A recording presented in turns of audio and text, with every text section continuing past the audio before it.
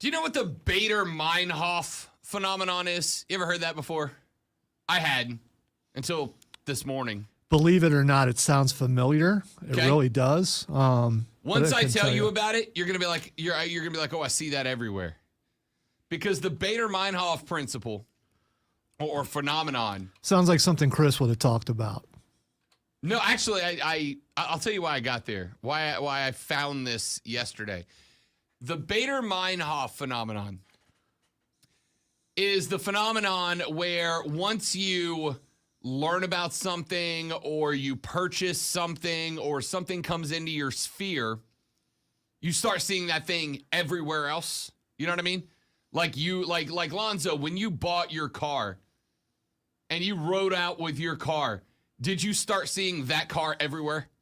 You're just like, oh man, everybody's got this car now. Well, no, the worst part is the same exact color car is in the area by someone who is of ill repute, which I did not know until one day a police officer followed me home. I mean, I had my suspicions, but when I rolled down the window, he realized I was not who he was looking for. Yes. So the Bader-Meinhof phenomenon is also known as frequency illusion or recency bias, right? It is where you learn about something or you see something or you figure something else out, and then all of the sudden, as you look around, you start to see that thing everywhere else, right? So you buy a car, and then all of a sudden you see that car all over the highway, or somebody, you learn an interesting fact about the world, and then all of the sudden you hear people everywhere going, oh, did you know that? And you're like, yeah, I did. I just learned it. It's called the Bader-Meinhof principle. And the reason I bring it up is, do you know how many freaking ukuleles showed up in my life yesterday afternoon? Dude, I swear to you, there was a ukulele marketing campaign going on in the upstate yesterday after the discussion we had. If you missed it yesterday, and I'm not... You brought it on yourself. You know that, I guess I did. So yesterday during the show, we had a conversation. An airline on a flight to Hawaii partnered up with a music company, and they presented every person on the airplane with their own ukulele and then gave a ukulele lesson on the airplane. And my response to that was, I would be tearing that airplane apart looking for a parachute to jump out with. Because I want no part of that. I got no interest in that. It sounds if I recall, you didn't mention having a parachute. You just mentioned jumping out of the plane. I would have just jumped, yes. Yeah. Because it sounded awful. Awful. Sounded awful. I wanted no part of it. Well, then we get off the show, and Captain America Chris Evans down the hall comes down, and he gets in on the conversation. And then, who was that? I think I was talking to one of the Rise guys later on in the day, and it got brought up by them. It was just a lot. Well, I got back to the house last night. Well, I guess yesterday afternoon.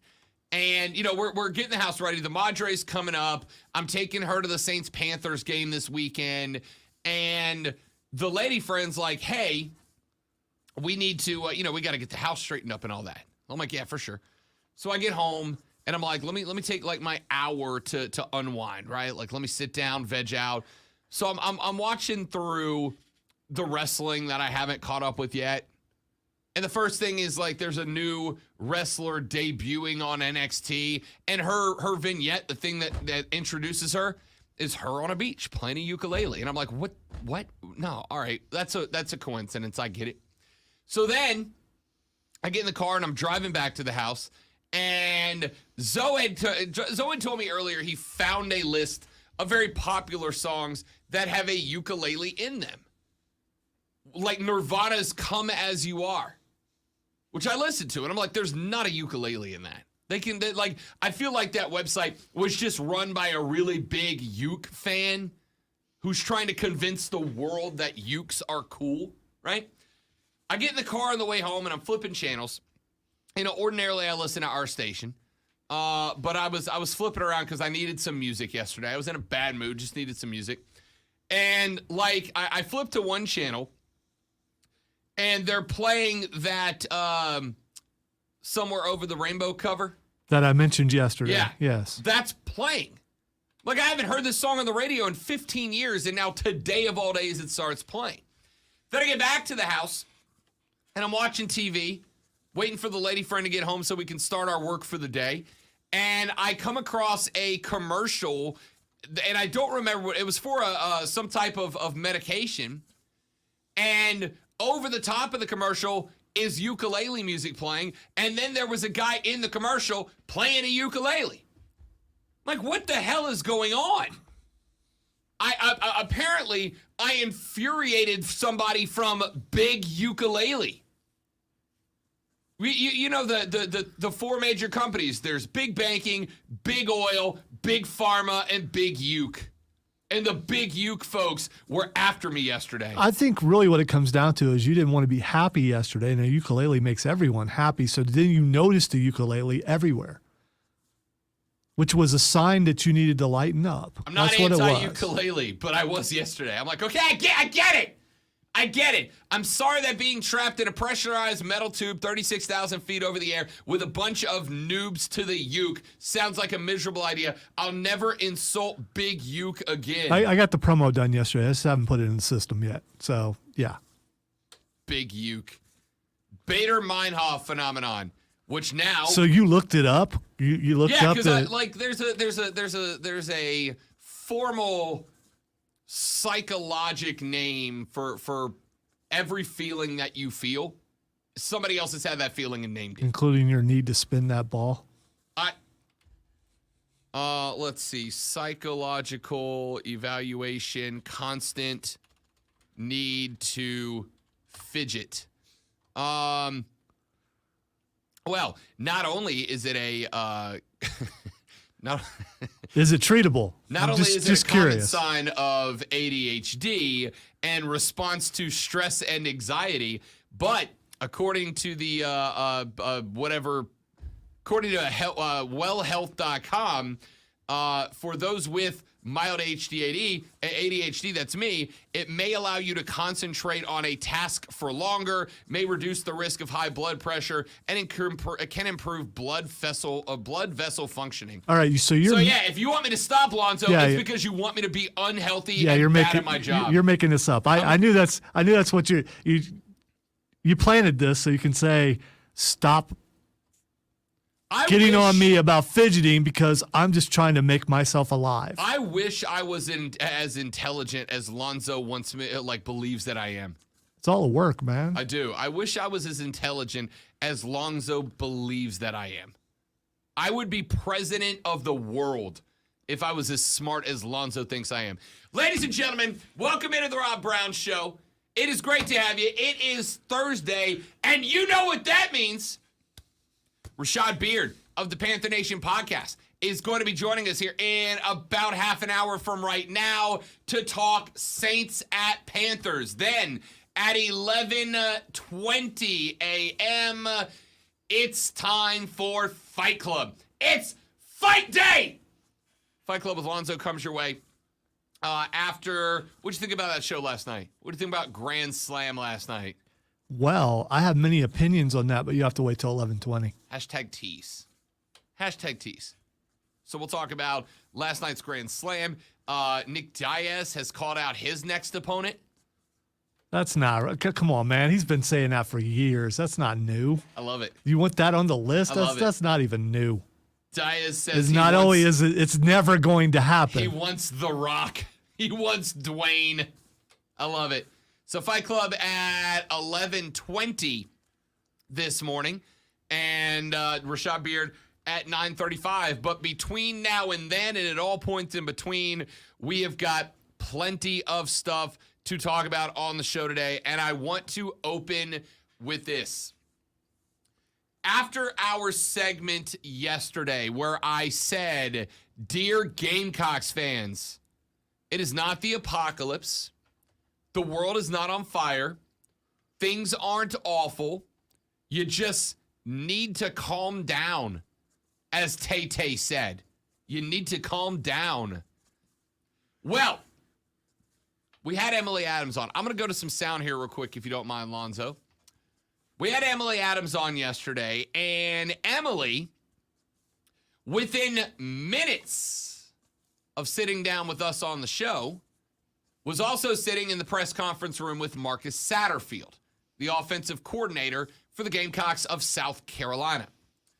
And she asked Sat a question and got an answer from Sat that has been making the rounds on social media and message boards everywhere. Here is what Emily asked and how Sat answered. Yesterday, something Jalen Brooks had said was that he feels like you guys have all the right people in the building and it just hasn't quite clicked yet. Can you put your finger on kind of what that thing is that's kind of holding you guys back from having that click happen, or is it just time? I mean, nobody wants to hear it's just time. And like if I did know that, I sure as heck would be finding it right now. But I think that, again, it just takes work. I know that's the boring answer and everybody rolls their eyes, but I mean, you just have to keep working and you have to keep getting timing together and you have to keep playing games and you have to keep screwing up and figuring out why you screwed up and getting that fixed. So I honestly, truly believe that we're getting really close based on, I mean, our kids are great. I mean, they are freaking bought into our process. They're bought into the way we practice. They're bought into our plan. I mean, they're up here all the time. They're up here last night at 7:30, 8 o'clock at night, trying to bully their way into personnel groupings on third downs. I mean, we have a good time together. We work hard. We fight. We make up. We laugh. So, I mean, it's a strong, strong group. Had a great meeting today, and just, I think we're getting close. Just nobody wants to hear it. It just takes time and takes a lot of hard work. So Emily said, what's not clicking, why, and are we going to click effectively?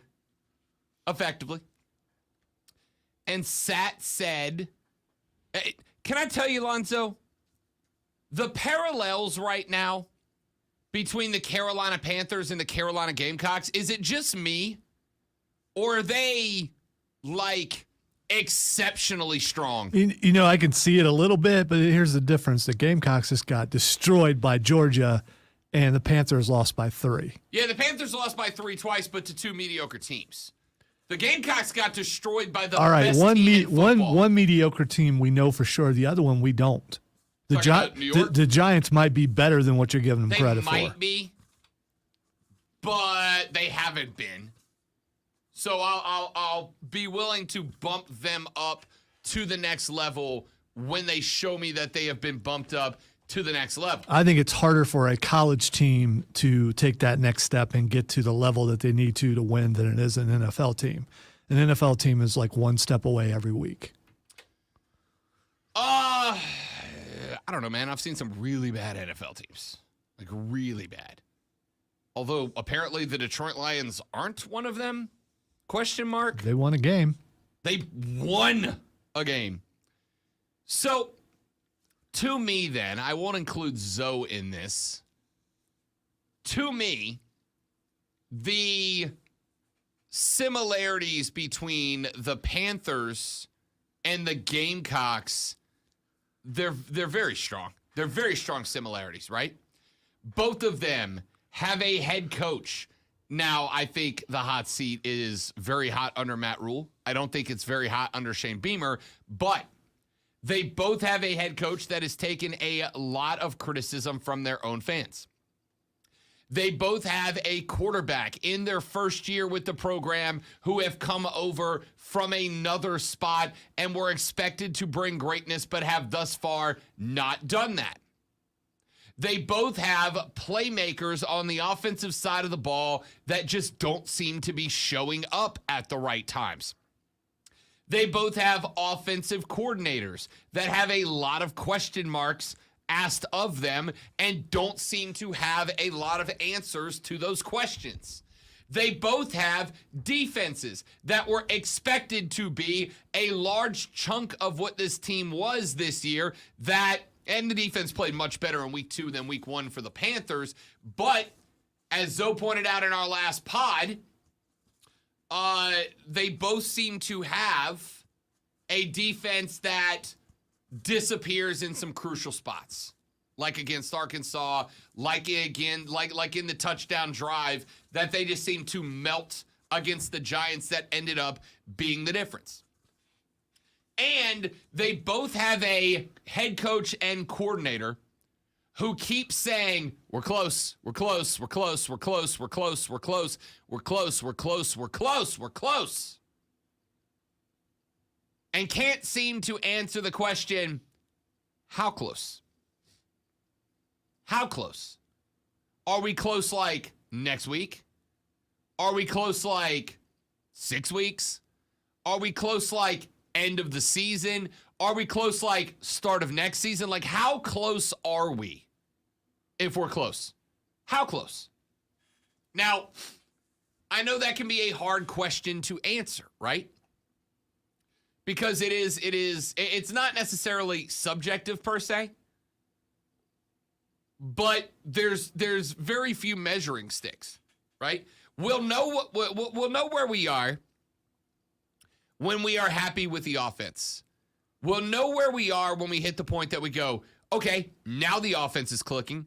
Now the offense is on the right path. Now the offense is doing what we want and need the offense to do, for sure. But how do you measure if we are there, if we are almost there, if we're close, if we're not close at all? And I think the only thing you can look at is, are the numbers improving, right? Like, are the numbers improving? Are we getting better statistically? Are we getting better in terms of numbers production? Like, are we getting better? And the answer to that for South Carolina is,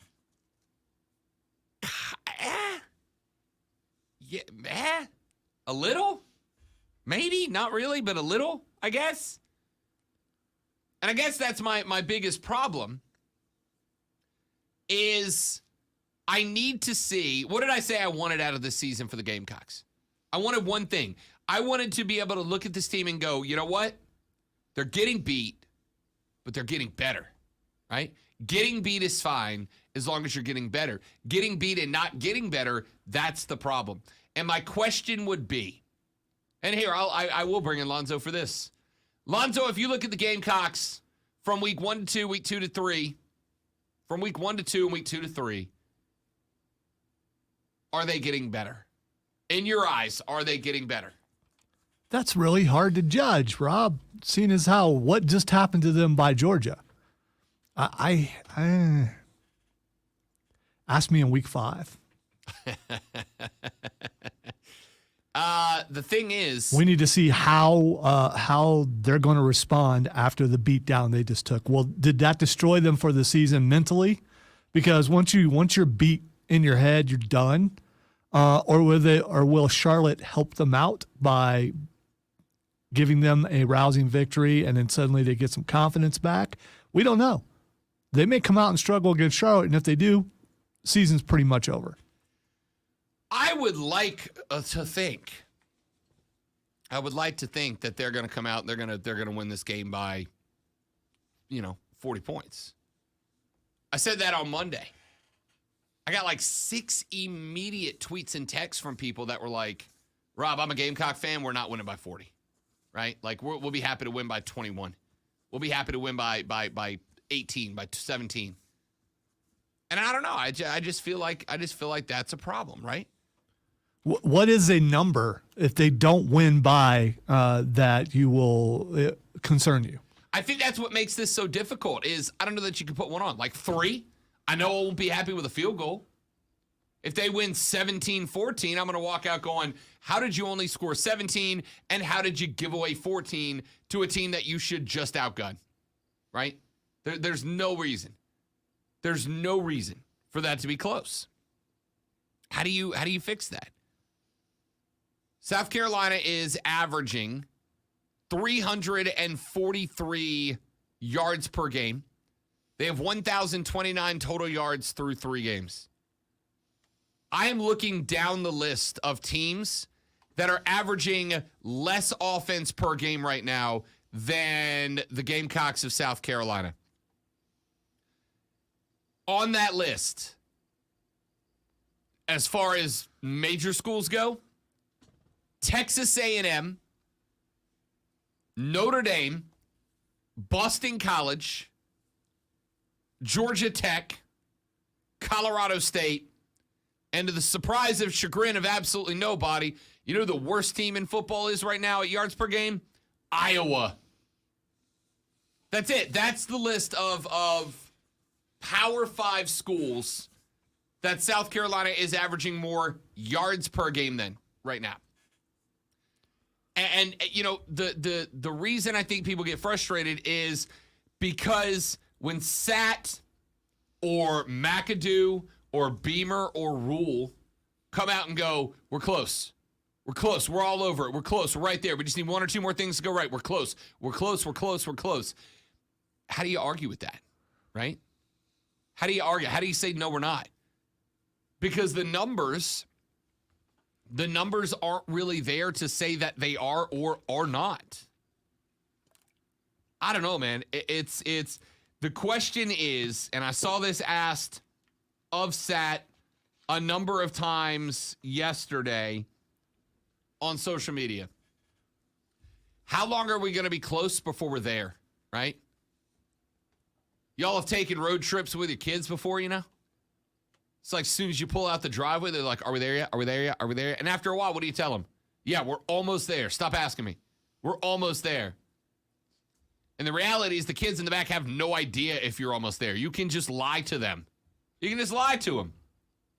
Yeah, we're almost there. Stop asking. We're almost there. And they have no way of knowing. That's kind of how I feel right now, right? Like I can pull numbers. I can give you the yards per game. I can give you the yards per play. I can give you rushing yards per game, receiving yards per game. I can give you all the numbers.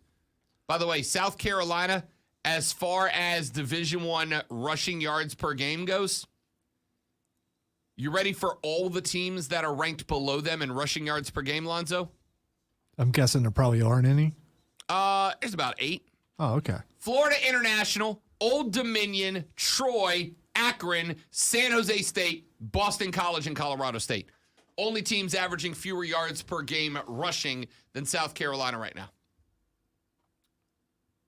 So that's not a horrible thing if you're a passing team. If you're a passing team and you don't really run the ball. I mean, what kind of offense is South Carolina? Are they a running team or are they a passing team or are they a mix? I mean, you better hope they're a passing team with that number. You better hope they're a passing team. They're averaging 272.7 through the air per game. Now, that actually puts them upper 40% of college football. Which I think makes the running stat a little less, I don't want to say relevant, but a little less important if you're throwing the ball a lot. And now it's either you're throwing the ball a lot because you're always behind and you have to catch up, or because you're a passing team. Realistically, which one of those is more likely? I guess you're playing catch-up. You're playing catch-up against Arkansas, playing catch-up against Georgia. You weren't playing catch-up. You were playing, oh, God, let's try to get something going here. I think it's more because I think Shane Beamer wants to run a balanced offense. I think Sat wants to run a balanced offense. But they keep getting down in the hole, and they got to go to Rattler in the pass. Then you got Rattler getting a second and a half in the pocket before he's under pressure. Of course he's going to have more picks than touches. Well, the next 2 games we'll find out what they want to be. All right, let's take a break. We'll come back here in just a minute. I got a lot of college football to get into today. We've got, we really have not talked nearly as much National Football League as I'd like to, so we'll get into some NFL talk, especially in about 16 minutes when Rashad Beard of the Panther Nation Podcast joins us here on The Rob Brown Show and the Fan Upstate. All right, stream doing a live read. Hang out. I will be right back.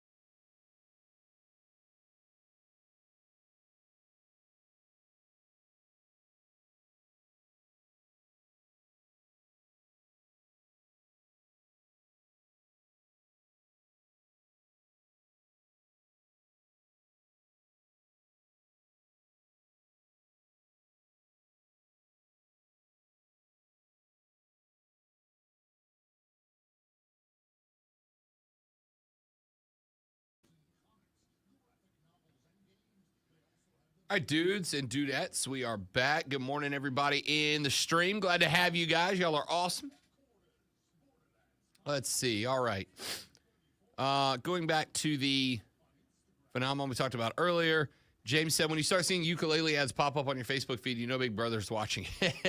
Lonzo and I've had that conversation. I actually looked this up one day, right? I found this very interesting. One thing that your phone does when you look at stuff online, just about every website uses cookies, right? And those cookies are what website, unless you use like incognito mode, those cookies are what computers use, what websites use to track what you've been looking at to show you relevant ads. Well, one thing that phones also do is when you are in a room with another person for a long enough period of time, your phone can actually also look at the cookies of other phones, right? And so, I've noticed this in the past when Lonzo and I work together, especially when we have the long days where both of us are doing the show and then we're both in the office till 4 or 5 o'clock in the afternoon. Stuff that we talk about that I have searched on my computer will start showing up in ads, right? And a lot of people assume that's because your phone is always listening to you. I'm not saying it's not. I'm saying I don't have a good reason to believe that it is. What it's actually doing is it is looking for things, common things, that Lonzo and I have both searched for and comparing those. And when it says, okay, Lonzo and Rob have both looked at, wrestling boots, then it will show us ads for those because it knows that it's a good chance we have had a conversation about that because it's a mutual interest. It's really interesting, a little creepy, but really interesting. Trey said, I bought a nice blue truck, and pretty soon I started seeing a lot more people driving the same type of truck. Yeah, I did the same thing. When I bought my Jeep, all of a sudden my Jeep was everywhere, including the same color of it. The thing is, those trucks were always there, Trey. Those Jeeps were always there. You just didn't notice them because they weren't special to you. Now that you own that truck is special to you, and so that truck's going to stand out whether it's yours or somebody else's. I see less of my kind of car, but yeah, but you also don't have a super common car, right? But I literally saw your car yesterday at the gas station on Wade Hampton. I see your car. I wouldn't say frequently as I see like my Jeep, for instance, but I do see your car. James said, I was in the hospital last year. I started seeing ads on TV for the medication I need. Now I see them all the time. Yes, it's exactly right. That medication would not have stood out to you before you needed it, but now it's special, and you do.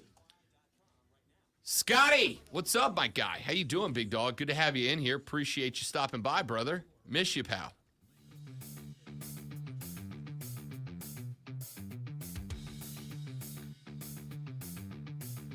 All right, quick segment here because we got Rashad Beard coming up in the next segment. So I don't want to do this, but it is a quick segment. You still have time to get songs in for tomorrow. Yeah, we got to make our pick at noon. You do. What's this we stuff? I don't have a choice in this. I have 3 that are clubhouse leaders right now.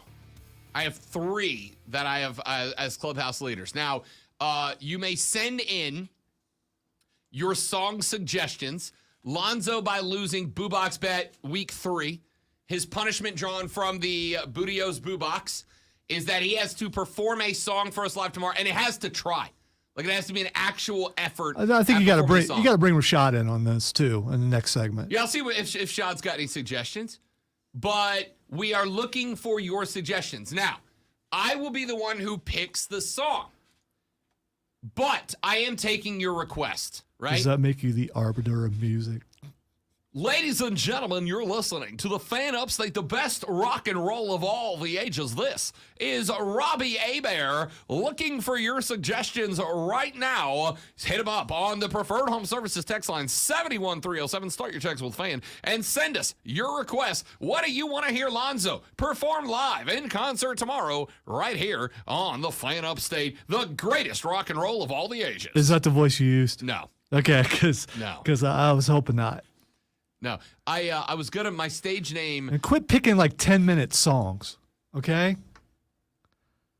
I don't hate that song. Yeah, no, I love the song, but it's supposed to be punishment, by the way. And that thing lasts, what, at least 8 minutes. Can I tell you what happened? And at the Styx concert, was it last week? It was earlier this Someone week. lose their walker? I was. Did you find teeth in the bathroom? No. Styx was playing. which Styx opened up for REO Speedwagon, which is kind of weird to me. Anyway, Styx was playing. Yeah, because Styx is a much better band. No, I like REO Speedwagon, but Styx is the better band. So Styx is playing, and they're playing a song I don't know. So I'm like, let me go grab a beer, right? And I walk out to get a beer, and I get my beer. There's not really anybody in line. There's only like 3 or 4 people in line because Styx is playing. So I go get my beer, and as I'm walking back, a lady stops me, and she's like, "I'm really sorry to bother you. Are you Rob?" I'm like, only if you like the show. Ha ha ha ha. She's like, I do. It's a standard answer. You got to do that. She goes, I do, but my husband loves you. He listens to you every day. She's like, I learned about you through my husband. I like your show. Like, you make me feel welcome. I'm not a big sports person, but I like your show. And I'm like, I appreciate it. She goes, can I grab a selfie to send to my husband? I'm like, hell yeah, you can. Absolutely. Grab a selfie. As she's pulling out the camera, I hear, do. They start playing Come Sail Away. That's the song my band plays. That's the one song I'm like, I want to see Styx play Come Sail Away. She's like, let me get a selfie. I'm like, absolutely, because I don't say no to listeners, right? Without you guys, I don't have a job. You want something from me? All right. Don't get any ideas. He will say no to some things. Okay, to like selfies or a conversation, whatever. She's like, let me get a selfie. I'm like, okay. So, and I hope she's not listening right now. And she is. Recognize that I'm not upset with you because I appreciate this listener wanting, like, it mattered to her. Like, it mattered to her that we got a selfie for her and to send to her husband. She's like, can I get a picture with you to send to my husband? Absolutely. We take the picture, and she looks at it, and she's like, I'm really sorry. She's like, I hate my hair in this. Can we take another one? I'm like, yeah, no worries. And now they're getting, like, through the end of the slow intro, you know? I'm like, yeah, absolutely. She's like, okay, take another one. She's like, ugh. Well, I'm so sorry. One more. I'm like, yeah, for sure. No worries. And now, down.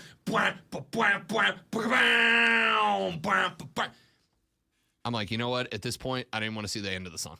I'm just going to be mad. So after selfie number 3, she finally got the one she likes. She's like, he is going to be so jealous. I'm like, dude, tell him I said hey. Tell him I said he's awesome. I appreciate you guys listening. Walked in time for like the last 6 notes of Come Sail Away. All right. Listen to them from the hallway. So this is about you showing the sacrifice that you're willing to make For the listener. For the listener. Yeah. Okay. This is a build up Rob segment. Yeah, I'm a great person. I'm glad the Styx thing brought that back though, because it's awesome when listeners come up and want to get a picture taken with you. It is. It makes me feel good. I did also have a. They just watch me eat. But I mean, you get pictures. I did have a young lady ask to buy me a drink. She didn't listen to the show. She just wanted to. I was like, still got it. Like, I appreciate it. I'm seeing somebody, but thanks. Felt good about my life. I'm a good person. What do you want? All right, let's take a break. You're not a good person. You hate ukuleles, and you're going to make me sing a stupid song. Texter says, Britney Spears, hit me, baby, one more time. How was I supposed to know that something wasn't right? Baby. Oh, pretty baby. I should. Rashad Beard of the Panthers Nation Podcast is next on the Rob Brown Show. This is the Fan Upstate, y'all.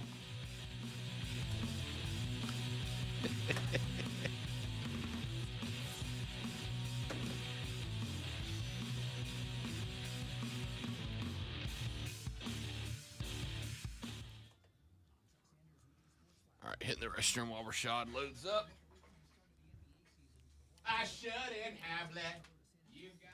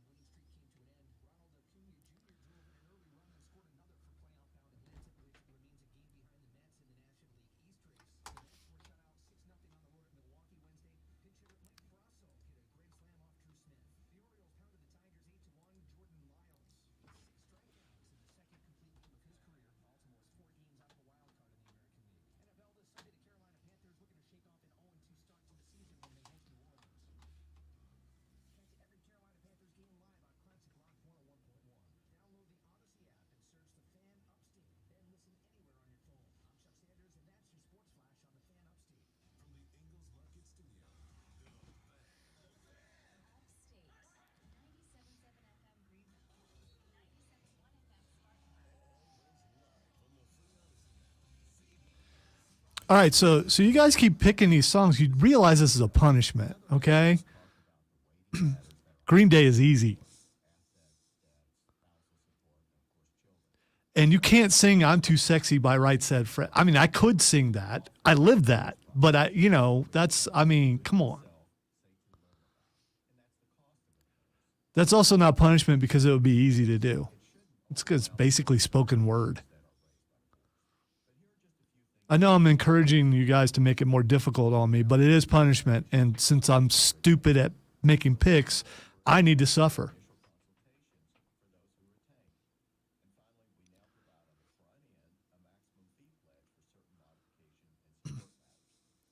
I appreciate it, James. And if Rob picks Barbie Girl, how's that a punishment for me? It's not really. If I recall, and I haven't listened to the song in a long time, a dude sings like the whole thing.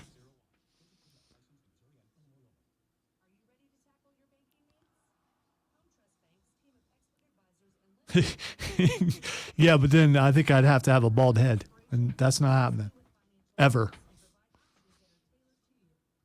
Even when it does happen, I will cut the end of my hair off and glue it to the top of my head. I am not going to be bald.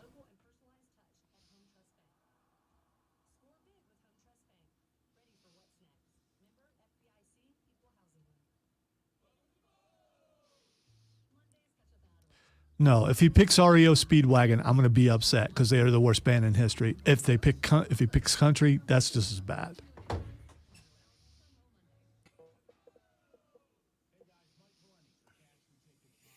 Nope, wrong button. Rashad, what's up, fella? What up, what up? How you doing, big dog? Hanging in there. I heard that. He got to hear me argue with people about how the songs they're picking are too easy. Rashad, Lonzo's got to sing a song on air tomorrow because he lost the bet. What you got? Give me one. Man, I heard you talking about Britney Spears and start with some Britney. I like it. I gotta tell you, that's a late addition to the list that might be moved up towards the top. It's not just about the song though. I have to perform. Yeah, whatever that is. You got to make an honest effort. You can't just like butcher the song like a bad drunk karaoke singer. I will say, if you pick Britney Spears, I'm not coming in dressed up as a schoolgirl. No matter how much people want to see that, You gotta have a skirt, not happening. man.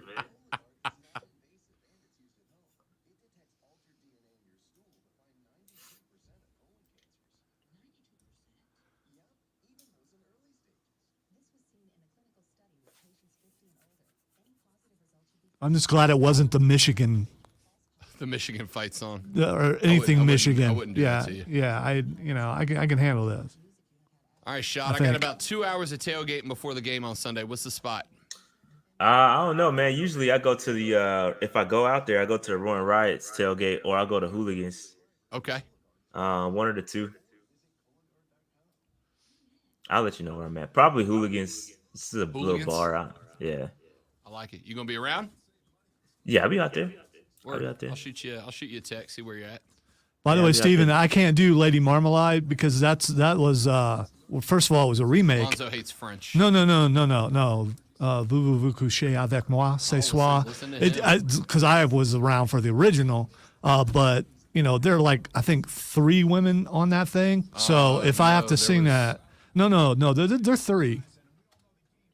Wasn't there 4? There could be 4. It was multiples. Do you count the rap? Aguilera, Pink, Little somebody. Lil Kim, Yeah. and Maya was on that song. That's right. You sure? Maya, Smoke Show. You sure? Yeah, Smoke Show. that's right.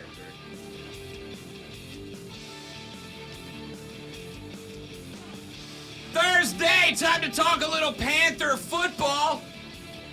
After we got done talking about Christina Aguilera, Lil Kim, Pink, and Maya in a music video that helped make a younger Rob Brown into a man. Rashad Beard of the Panther Nation Podcast. Don't do that to him. Don't talk about that and then they go that. That's no. Right. You know what Rashad won't say? Rashad terrible won't say that segue. I'm wrong, will he? I will absolutely tell you you're wrong. Yes. Let's talk about it.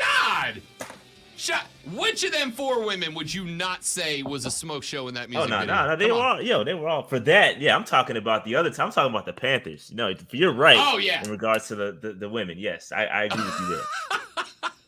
Rashad Beard, one half of the Panther Nation podcast. You can follow them on Twitter at Panther Nation PC, but more importantly, get subscribed to that YouTube channel. It is a no holds barred look at the Carolina Panthers.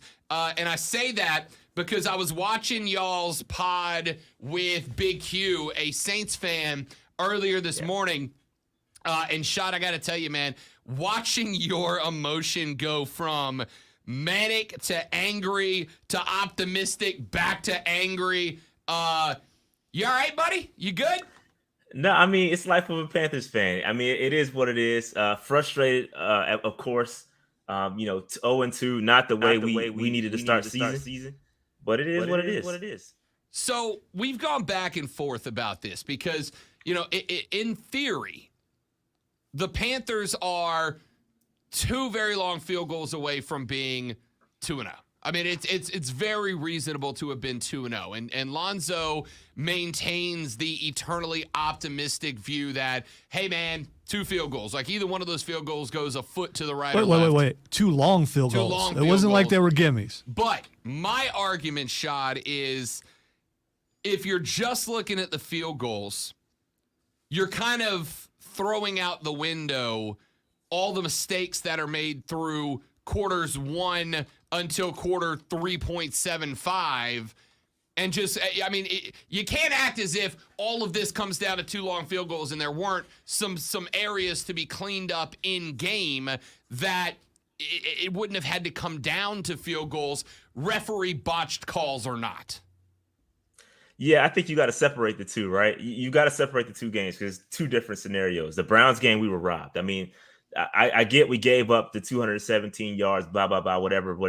It all happened. But at the end of the day, we had the lead, and we're essentially robbed at the end of the game by the fake spike. So that one is separate. The Giants game, I mean, we had, even with the field goal, we had the football in our hands to win the game, right? We had a possession after the field goal. So it's in our control to go out there and win that game.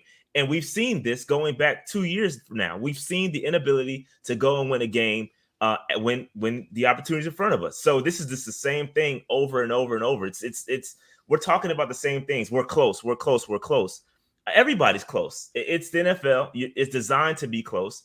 What separates the teams is coaching. And that's, I mean, we brought in, McAdoo, we brought in Wilkes, and it's just nothing has changed. And I mean, some of it's self-inflicted, excuse me. When you talk about the pseudo quarterback competition and then you see the rust happen with Baker Mayfield and botched snaps and all that stuff, it all correlates. And it's just, the team is just, we're not together yet. And unfortunately, it doesn't get easier, right? We're 0-2. We got the Saints marching in. And now, if we go 0-3, I mean, it does not get easier. The schedule is rough after this. So, I mean, it is what it is, man. It's frustrating to be a Panthers fan right now. For sure. Talk to me about this, because I think we're all kind of looking for a silver lining, right? And let me phrase that. Most of us are trying to find a silver lining. Some of us, and I'll start by asking, are you in this group? Some folks are almost, I heard a guy the other day say they hope the Panthers lose the next 5 because they think going 0-5 means the end of Matt Rule. Is there a point that you start hoping the Panthers drop games because it means Rule would be gone? I'll never cheer for a Panthers loss. I'll never cheer for a tank scenario. That's not me. You see, I got this PSL owner flag right next to me, and I pay good money to go out there and see victories, right? So I don't pay to see L's. So I'm a Panthers fan through and through, and I'll never cheer for a loss. If he gets fired, it'll happen when it happens. I think eventually it's going to happen unless we have an amazing turnaround, which it most certainly could happen. I don't want to sit here and say like, oh, doom and gloom, like we can't turn it around, because we can't. And like I said, we have a talented roster. I don't believe it's a talent issue. I believe it's strictly a coaching issue. Sure, we have some gaps. We don't have the best linebacking core. And offensive line is coming together finally, but we've got some gaps. We've got some holes, but I just think we have a talented enough roster to win the games. If we can just coach it, I think we'll be fine. And eventually, if it happens, it's going to happen when it happens. But I think, going 0-5 or 0-6 will certainly, I think, accelerate that, but I'll never cheer for it. Rashad Beard, host of the Panther Nation Podcast, joining us here on the Rob Brown Show and the Fan Upstate. You mentioned the quarterback conversation. You mentioned the quarterback competition, which I mean, listen, I think it was a sham. I think it was just trying to keep Baker from developing an ego when he showed up. How much of the struggle of Baker Mayfield do you chalk it? But I know you're not a big Baker guy, but how much of the struggle of Baker Mayfield are you willing to chalk up to the fact that the dude really did not get a traditional offseason, even for a quarterback on a new team? There was the competition. There was the fact that he basically got, 5 weeks to learn the offense before the season, 6 weeks before the season got fired up. Is there any part of you that has some optimism that maybe with a little bit more time, a little bit more familiarity, a little bit more chemistry built, that Baker will continue to evolve into the quarterback he wanted to be, or are you just writing him off? No, I think Baker could certainly be better. And again, I talked about it when it was happening, when it was going down in training camps, watching him split the reps.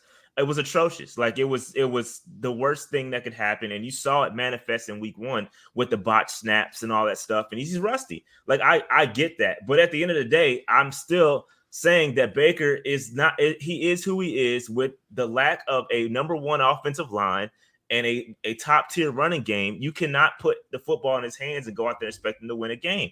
I said that before we got him, and I stand by it. I think the victories, the number of victories that he will provide us over Sam Darnold is minimal. Like I said that, and I stand by it just because, one, the coaching, and I just don't believe Baker is that great. Like, of course, there's some things he does way better than Sam Darnold. I'm not going to say he's not more talented than Sam Darnold, because he is. But I just think that there's just, I mean, you look at the stats. I mean, he's number 5 in bad throw percentage. Like these are things like you should be able to hit the target, right? He's ranked last in throw percent and on target throw percentage. Like these are things like, dude, if you have a clean pocket, you should be able to hit somebody regardless of the scheme. Like these are just things that they are what they are. And I just don't think he's that level of quarterback that we all expected him to be.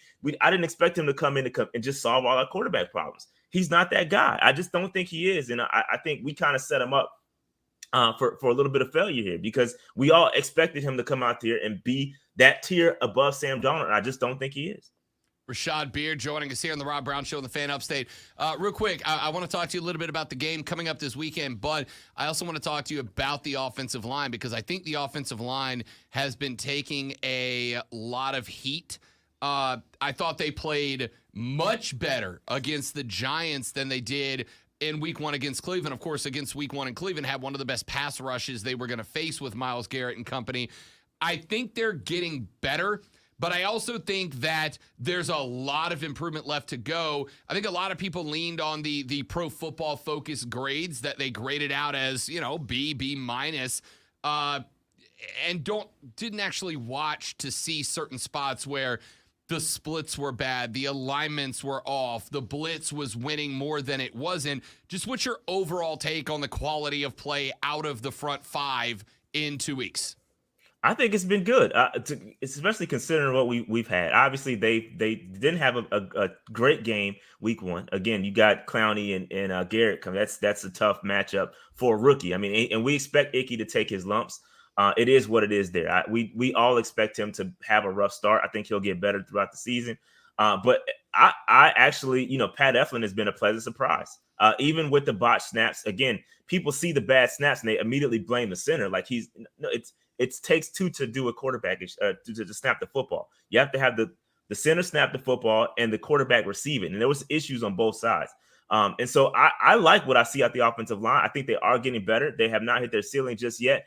But one has to think when you watch these games too, some of this is on Baker too. He is not trusting what's in front of him, and he'll scramble when there's no need to scramble. He'll run himself into sacks. That's something that you need to watch when you're watching these games as well. And I think that's why you'll see the offensive line grade out well in PFF, but then you look at the film and you see Baker running all over the place. Some of that is self-inflicted. If he trusts the pocket and hang in there and step up, I think he'll be much better. So I think some of it is on the quarterback as well. And he has to trust what's in front of him. And rightfully so. This is not the number 1 offensive line in NFL like he's used to having. It's just not. And so maybe he's hitting the panic button back there a little bit. Maybe his spidey senses are tingling and he's getting out of there. And that's just kind of what it is. but he's got to be able to trust what's in front of him. And I think that the offensive line, to me, is right where they should be at this moment in time, especially with a rookie left tackle. Icky's going to come along. He's going to get better. He had a couple of nice pancakes, but he's going to get better. So I like the offensive line. I think they're getting better, and they'll continue to improve. All right, 30-second answer. Give me a breakdown of the game Sunday. Saints at Panthers. Well, I think it depends on who's playing quarterback for the Saints. Jameis, I think a broken Jameis is a worse option than Andy Dalton. I think I'd much rather see a broken Jameis than a healthy Andy Dalton back there, just to be honest with you. I think we have to be able to stop the run. If we can stop the run, I think, and put the football in Jameis or Andy Dalton's hands, I think it'll be a better outcome. But listen, I think the key to the game is just keeping them under 17 points. I know you've seen the stat, right? I know you've seen it. If we can keep them under 17 points, if you haven't heard the stat, Matt Rule is 1 in 25 when a team scores 17 or more points. So the magic number is 17 points. You keep them under 17 points, I think we have a very good chance of winning the football game. So I think the offense, we've got to be able to spread the football around. If we can get more people involved, not have Christian McCaffrey be 50% of the offense, I think we'll be fine. DJ Moore has to touch the football more often than he is. And I think we'll be fine. The offense, I should get better. I hope they get better. And if we just stop the run, I think we'll be fine. Rashad Beard hosts the Panther Nation Podcast. Follow them on Twitter at Panther Nation PC, and make sure you're subscribed to their YouTube channel. They go live 3, 4, 5 times a week, and it's good stuff. Rashad, my guy. Hey, I'll see you on Sunday, baby. Who dat? Absolutely. Nah, no who dat. Keep pounding. Dave will be in the building too, so we'll link up. Got to get some pictures and stuff, man. Let's do it. Rashad Beard, we'll see him. I heard you like taking pictures, man. I like taking pictures. What do you want? The people love me, Rashad. They do. Rashad Beard, the Panther Nation Podcast. Make sure you subscribe on YouTube. Back after this on the Rob Brown Show on the Fan Upstate. Appreciate you, big fella.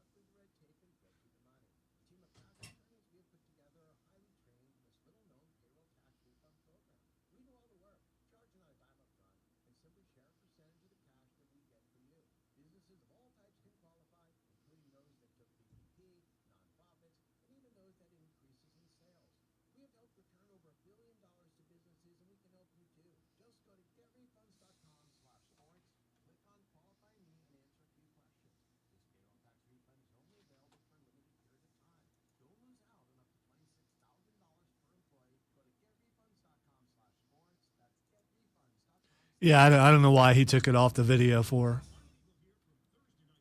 To answer your question, Keegan, it's actually a Panther shirt. My wife got it for me because she's awesome.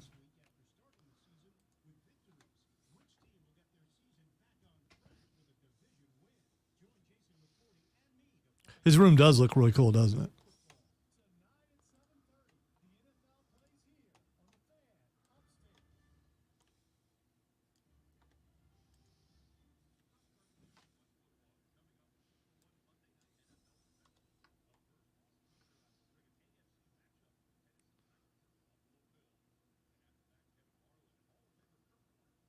Okay, that's old.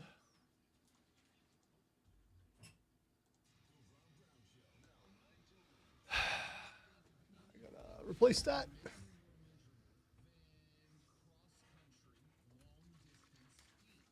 Make sure I have that on. I have not had a carbonated drink this week. It's killing me.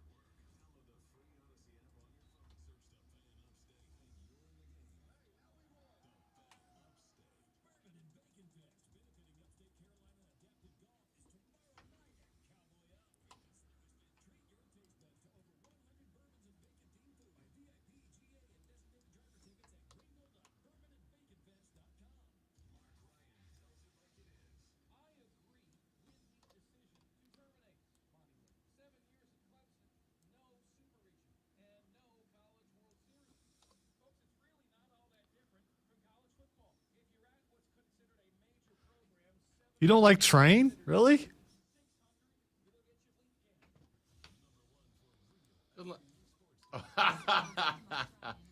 Drops of Jupiter in her hair, yeah. Train is for soccer moms who want to say they like rock and roll still. That's not a shot. I like Train. It was a shot. It was absolutely a shot. It was Train. without a doubt. It was a is. shot. It was. I'm not defending Train, but yeah, that was a shot, dude.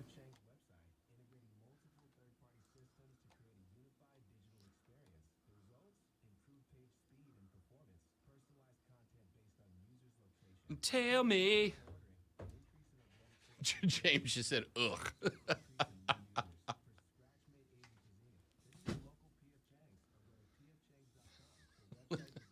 Tip throws to the hills because it has ukulele. We used to play that in my very first sports show that I co-hosted, where we were given nicknames. The one guy was nicknamed Tiny Tim. How could I not? And I would have the producer every once in a while just play it randomly. Oh, it ticked him off so bad. And the funny part was he was my boss.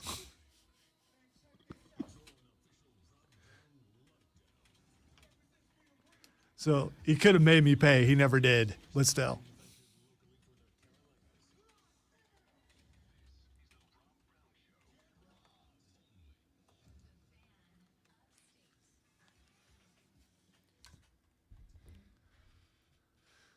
Our numero dos of the Rob Brown Show starts right now. It's the Fan Upstate, Rob and Lonzo, and you here on the Fan Upstate. I am a big metaphor guy. Some of you guys may have picked up on that by now. Wait, what? No. You can't be a metaphor guy if you're a science guy. I'm a big metaphor. What? No, those things, you can't. Those two things are not opposed to each other. You can't do that. They're not opposed to each other. Sure they are.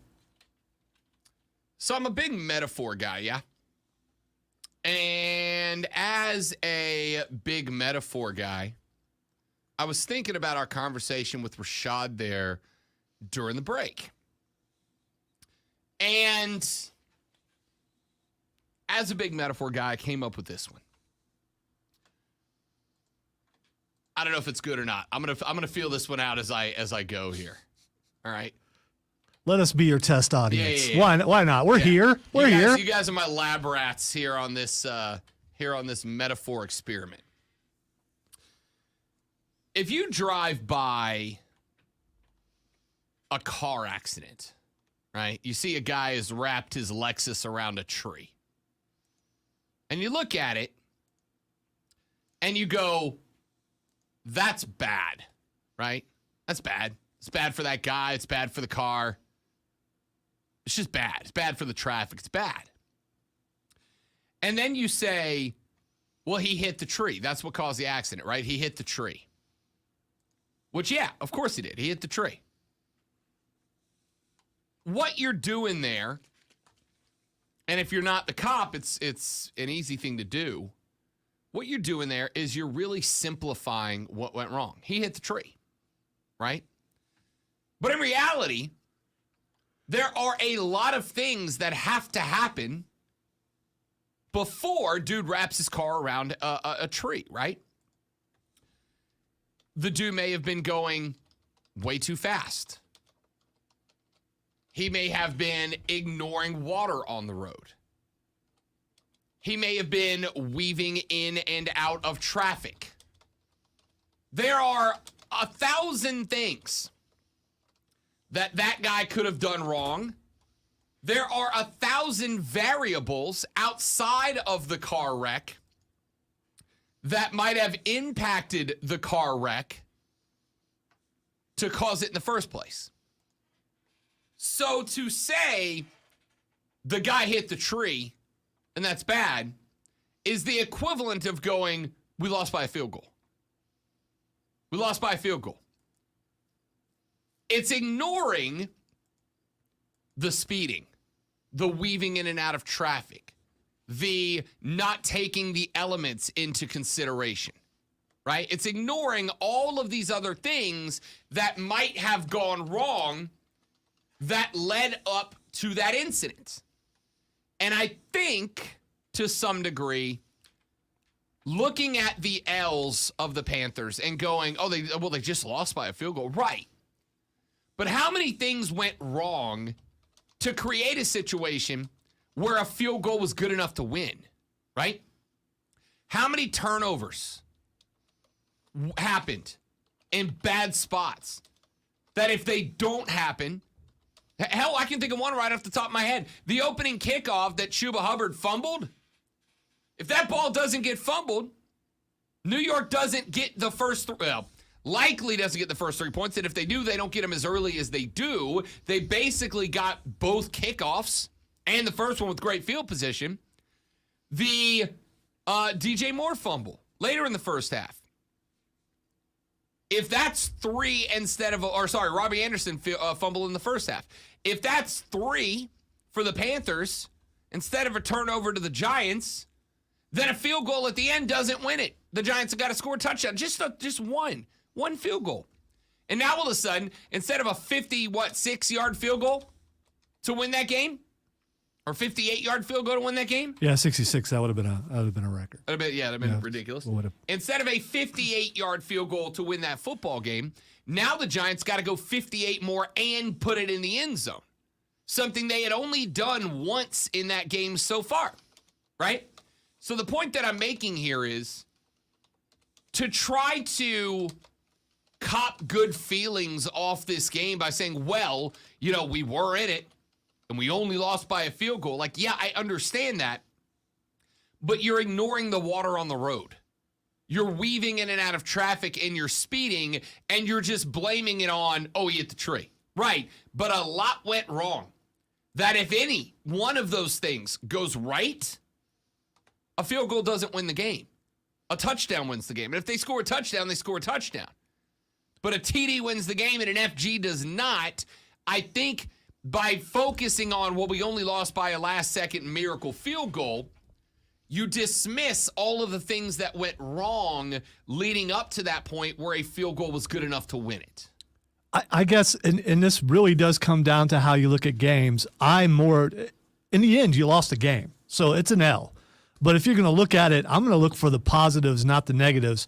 As far as the fumbles go, hang on to the ball, man. That has nothing to do with coaching. You're a professional. You've been playing the game for a really long time. Hang on to the ball. And the Panthers are already looking to remedy part of that by bringing in some other help. I think they've already given up on Chuba Hubbard fielding kickoffs, which they probably should. He doesn't belong back there, obviously, because it's a different kind of guy running a kickoff back than it is running between the tackles, because it's a different kind of player flying at you, trying to knock that ball out of you, different kind of speed, so many different things. But I think they've lost confidence in Chuba Hubbard, which makes me wonder, have they lost confidence in him all the way around? The fact that they're starting to they brought in another running back. I forget his name off the top of my head, but they brought in another running back. I don't know if he's going to replace him immediately, but he probably will eventually. I'm looking at all the positives, and it seems like you're digging for negatives. I don't feel like I'm digging. There's a shovel over there. I see it.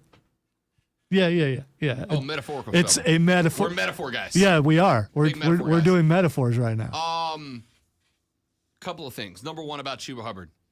You know how many, off the top of your head, how many rushing attempts did Chuba Hubbard have in the game? Just regular behind the center rushing attempts. I don't recall any. That is correct. Not one. Why? Because he fumbled the kickoff right away. There are little punishments that you get in a game, and that may have had something to do with it. Would you have a problem with it if you found out he didn't get any carries because he fumbled the ball? I mean, no. If it was because of the one fumble, yes. You don't pull a guy because of a fumble. Well, sure you do. Now, if he had a case of the drops, he's in practice all week and he was putting the ball on the ground all week, absolutely.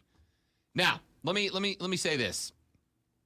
I think this is probably, I knew this already from the show, but I think the Views from Mint Street podcast, available now where major podcasts are found. By the way, very excited about the edition that we are recording today, because we are going to be joined. You know, we record our weekend preview pod on Thursday. It drops on Friday for you to hear our thoughts on the upcoming game on Sunday. Today, when we record our pod, we're going to be joined by Jeff Novak. Jeff is the host of the New Orleans Saints pod for Odyssey. He will be joining us coming up this evening. That pod will drop tomorrow. Lonzo and I will do about half the show as a regular pod, and he will join us, Jeff will, for about half the pod to give us a Saints v. Panthers head-to-head look between podcasters. So make sure you're downloaded and subscribed to the Views from Mint Street podcast, where major podcasts are found. There is a philosophical difference between how Zoe and I approach football that I think this podcast has brought out even more than the show has, right? Zoe likes to focus on what went right. I like to focus on what went wrong, right? And I think that's the overwhelming difference. And I'm not saying either approach is better than the other. You know what I'm curious about, and hopefully we'll get the opportunity this weekend, will the approach be different after a victory? Will you still be looking for the negatives after? Yeah, I can tell you in advance. I will. And here's why. That's not a good way to go through life. No. I'm just saying. I disagree, and here's why.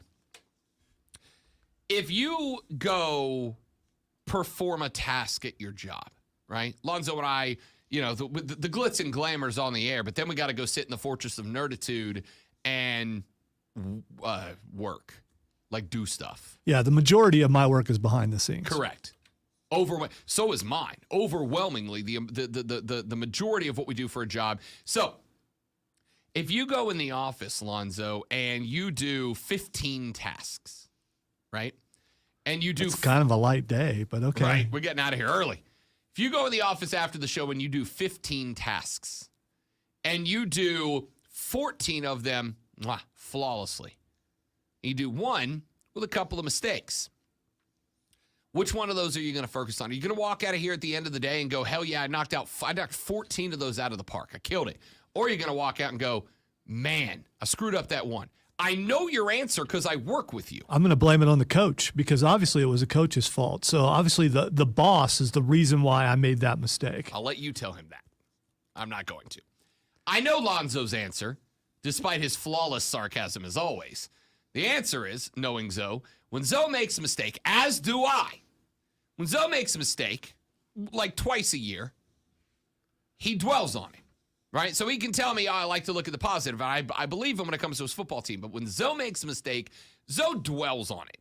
Like for a while, like for days on end, he dwells on one mistake. A mistake that he told me about it, and I'm like, dude, I didn't catch it either, right? I didn't catch it either. We had one, what was it, like late last week, early this week, whenever? Like one little mistake. And he caught it. And I'm like, oh crap, I didn't hear that either. Well, obviously I'm in decline because I don't make mistakes. Well, when mistakes start happening, it's the end of the road. You have a birthday and it's just over. Ooh, Boys to Men could go on the list. No. Don't shame Boys to Men by having me sing them. Point is, I know Zoe's answer. Zoe dwells on that negative. And he goes, I got to get better. I've got to fix it. I'm the same way. You'll know when I do a crap show. You won't know on the air because I push through it. But if you work in this building with me, you know when I do a crap show because I'm angry. I leave this office angry. I'm like, I got to get better. I've got to do better. I've got to fix that. I've got to do better. I take that same approach with the football team. If the Carolina Panthers go out and have a day where, let's say they flip that score and they win 19-16, am I still going to complain? Hell yeah, I'm going to complain. Why? Because if you fix the things that went wrong and do them better, your team gets better as a whole, right? By going, oh, wow, we did a really, really great job at blank. Yeah, I mean, cool, high five, celebrate, good job. But that doesn't, talking and celebrating that doesn't make the team better. I need Carolina to be better. I want them to be better. I want them winning games, right? I want them winning games. I want the Panthers at 15-2 every year as a Saints fan, 17-0 every year as a broadcaster. I would like to be able to do a national podcast after a victory because I haven't got to do that yet. No, we haven't. I want to see what that's like. I'm guessing Must be nice. I'm guessing it's going to be fun, you know. Yeah. So that is why, because I've been accused of being negative many years in the past. And I think if you know me as a person, like there's a couple of catchphrases I got from my dad. One of them is stay focused. That's what's tattooed on the inside of my arm is stay focused. I was trying to figure out why you were raising your arm. My tat says focused. Okay, all right. That was, and it's in my dad's handwriting. That was whenever I'd be screwing around, he'd be like, hey, focus, right? Stay focused, focus. The other thing is, and we put this into his obituary, endlessly optimistic, hopelessly optimistic, eternally optimistic. I am a really optimistic guy. I'm a really positive guy. Don't shake your head at me. Are you? Knock it off. Are you? Knock it off. But that was a legitimate double take. Absolutely. I am an optimist. I believe everything can go right. But I also believe that in order for things to go right, you have to work your ass off to make them go right. Right? And when something goes wrong, you don't just... Optimism is, well, that went wrong, but it'll go right next time. And not doing anything to fix the problem, to take it a step forward. And that's what I'm worried is kind of where we're at with the Carolina Panthers right now. They did that with Chuba Hubbard. They took him off the field. Yeah, that's a dumb call, man. No, it's not. Zero rushing attempts. It happens on every level of football. One fumble should not take a running back out of the game. Yeah, it was. Name me a running back who didn't fumble.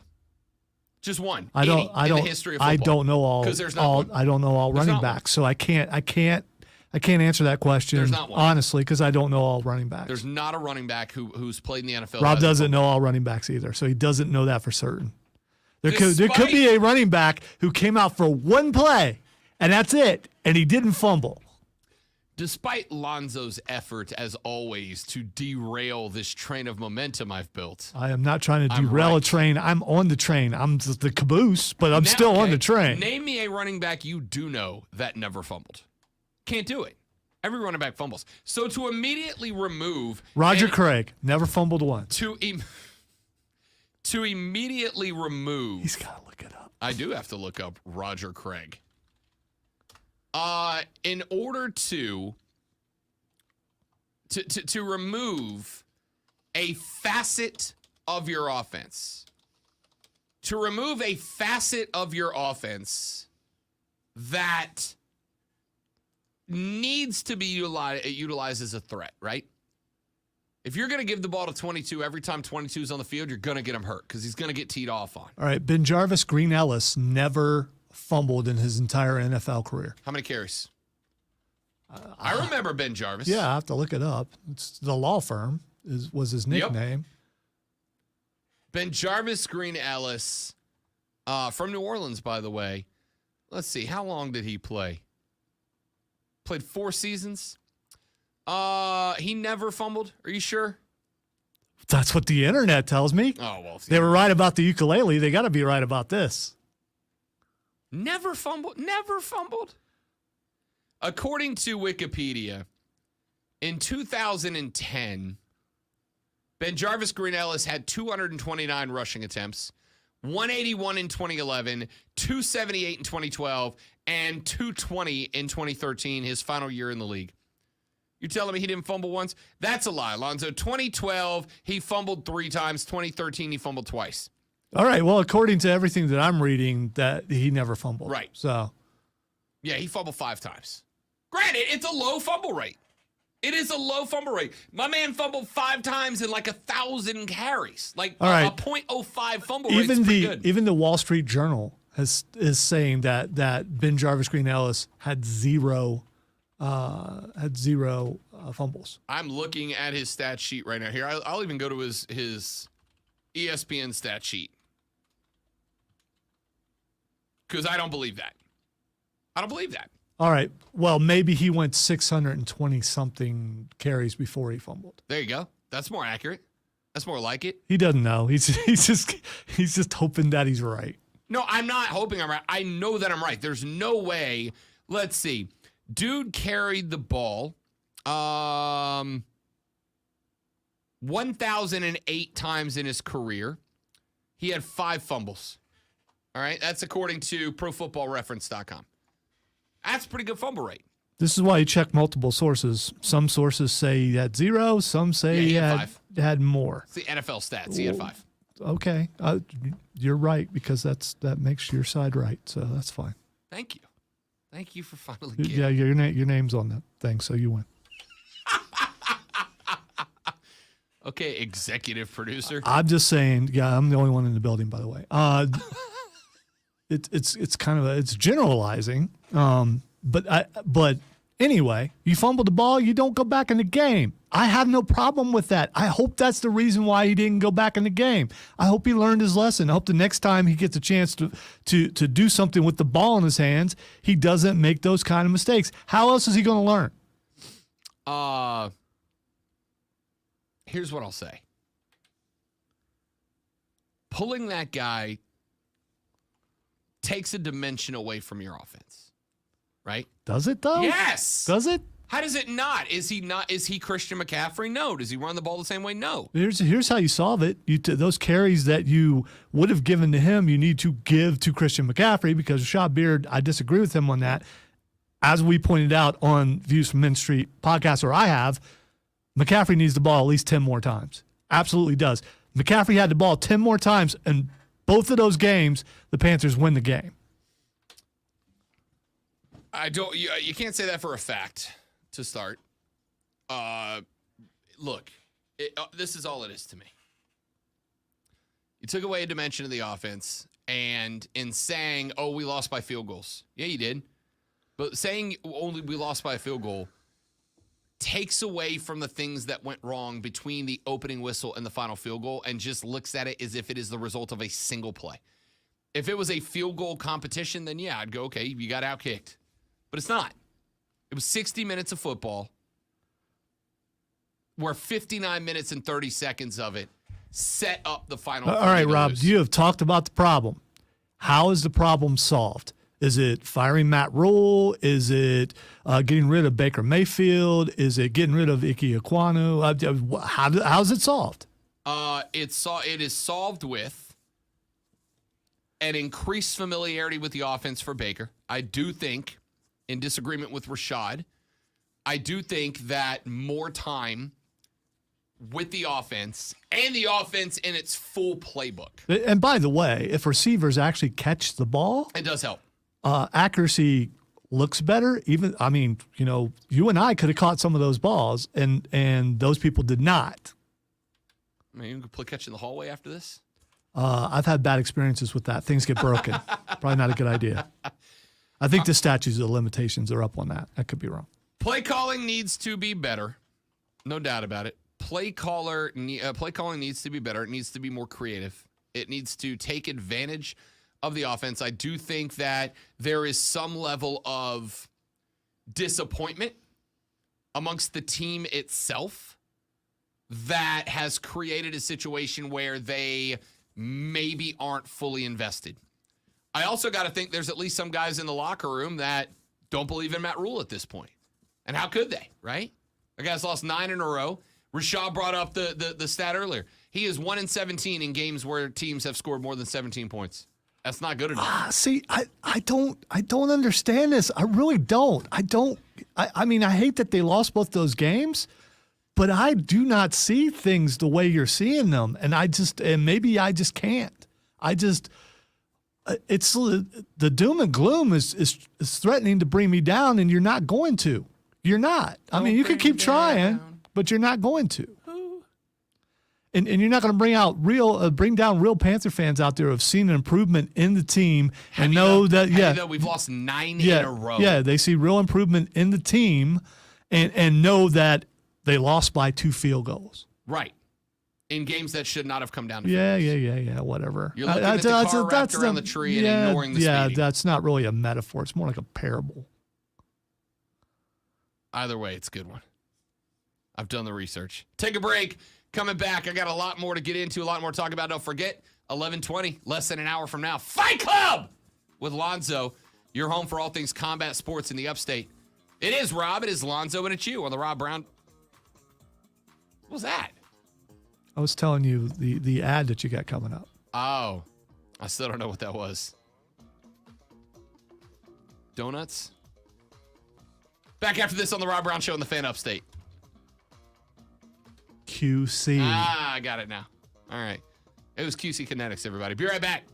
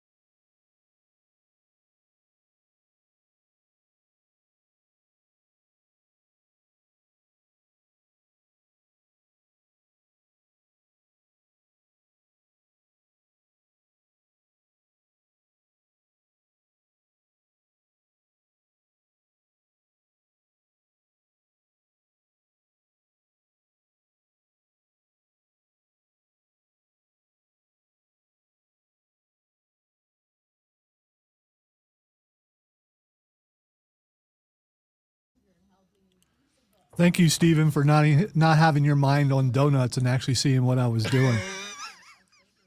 I don't know why I went donut. Donut. Why are they called donuts?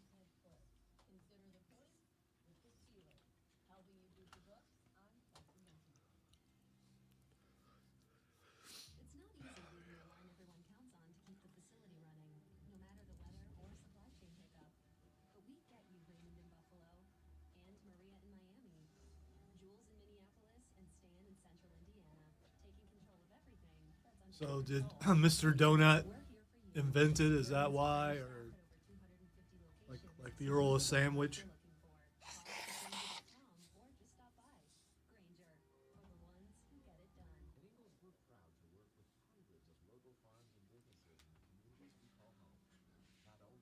In 1902, Dan Donut had an idea. He took a cake and punched it.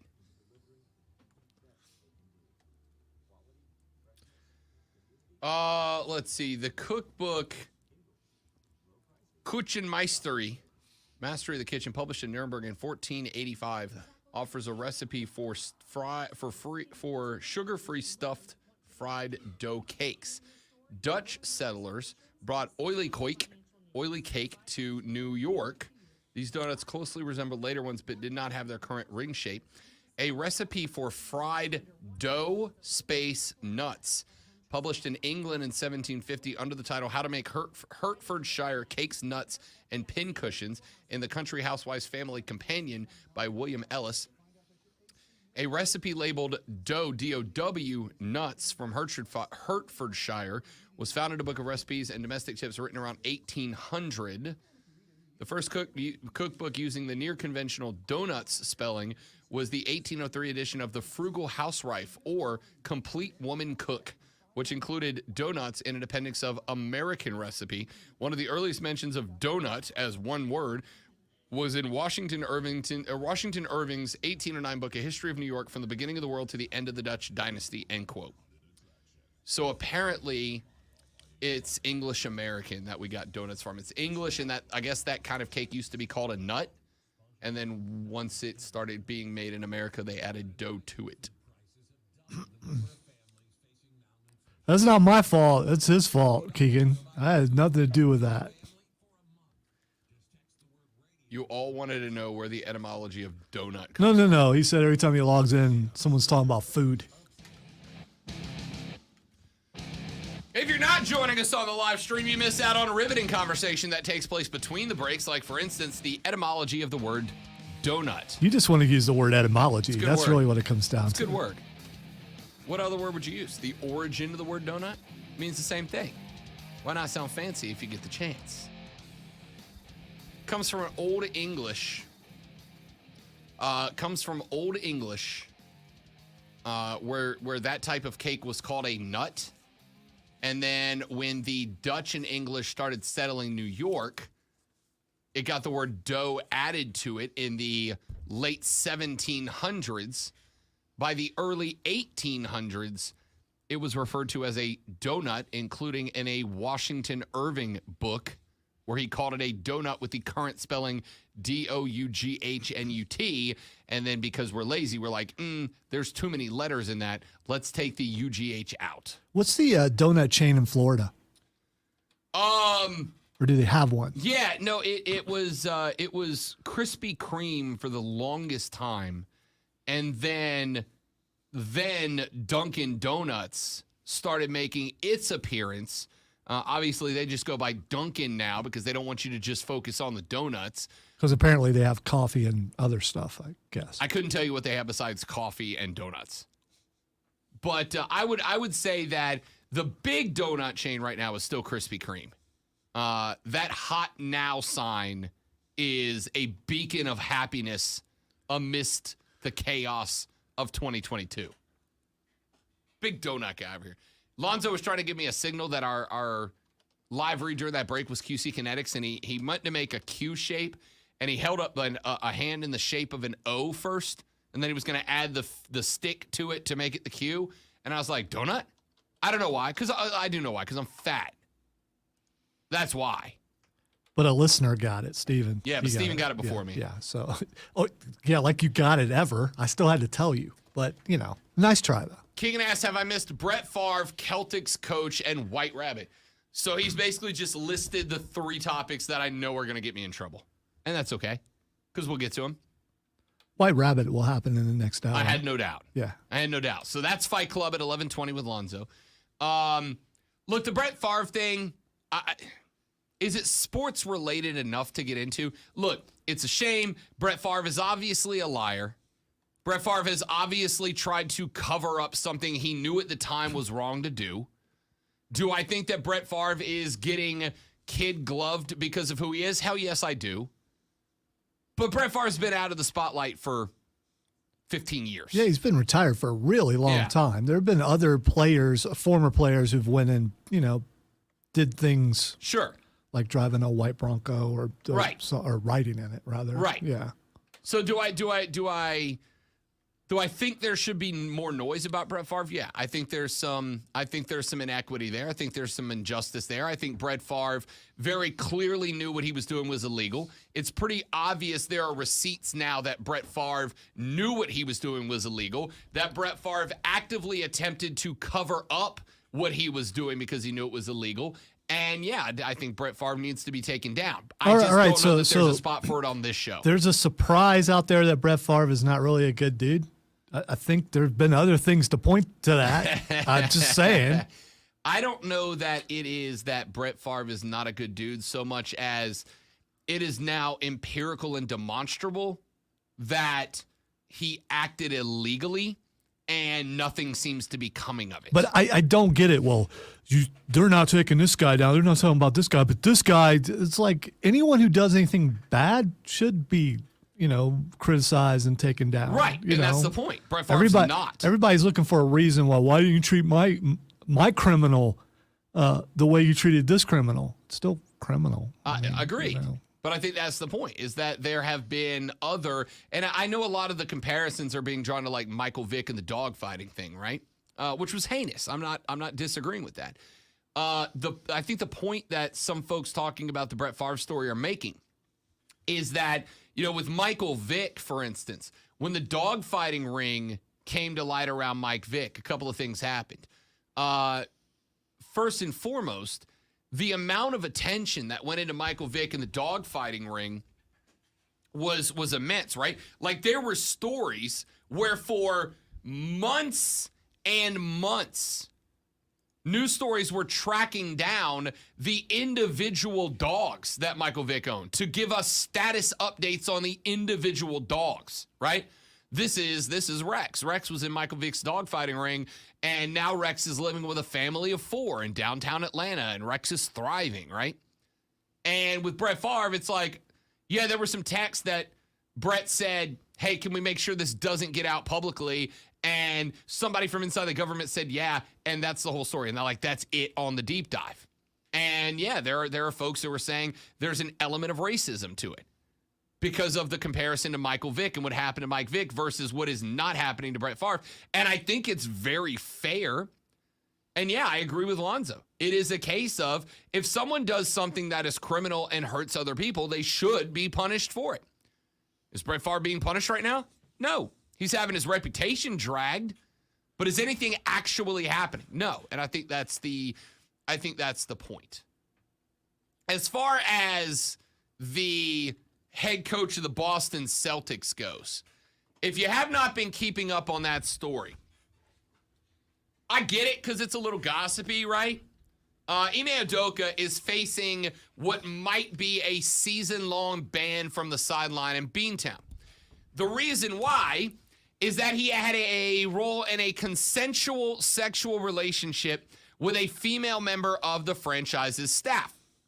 The relationship is considered a violation of the organization's guidelines, and the proposed penalty for Udoka is largely unprecedented for a sitting head coach in the NBA. We are expecting an announcement from the Celtics sometime today.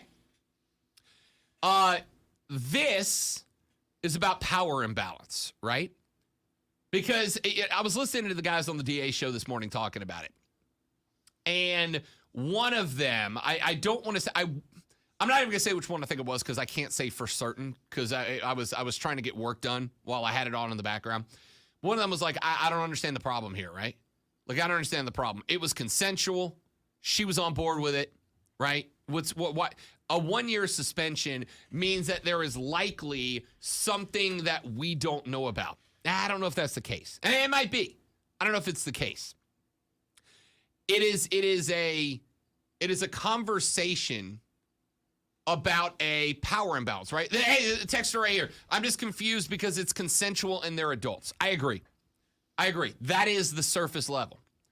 But there is something to say about a power imbalance, right? Ime Udoka is probably the most powerful guy in the Celtics organization, right? And the reason I say that is, can anybody tell me who the owner of the Boston Celtics is right now? Can anybody tell me who owns the Celtics?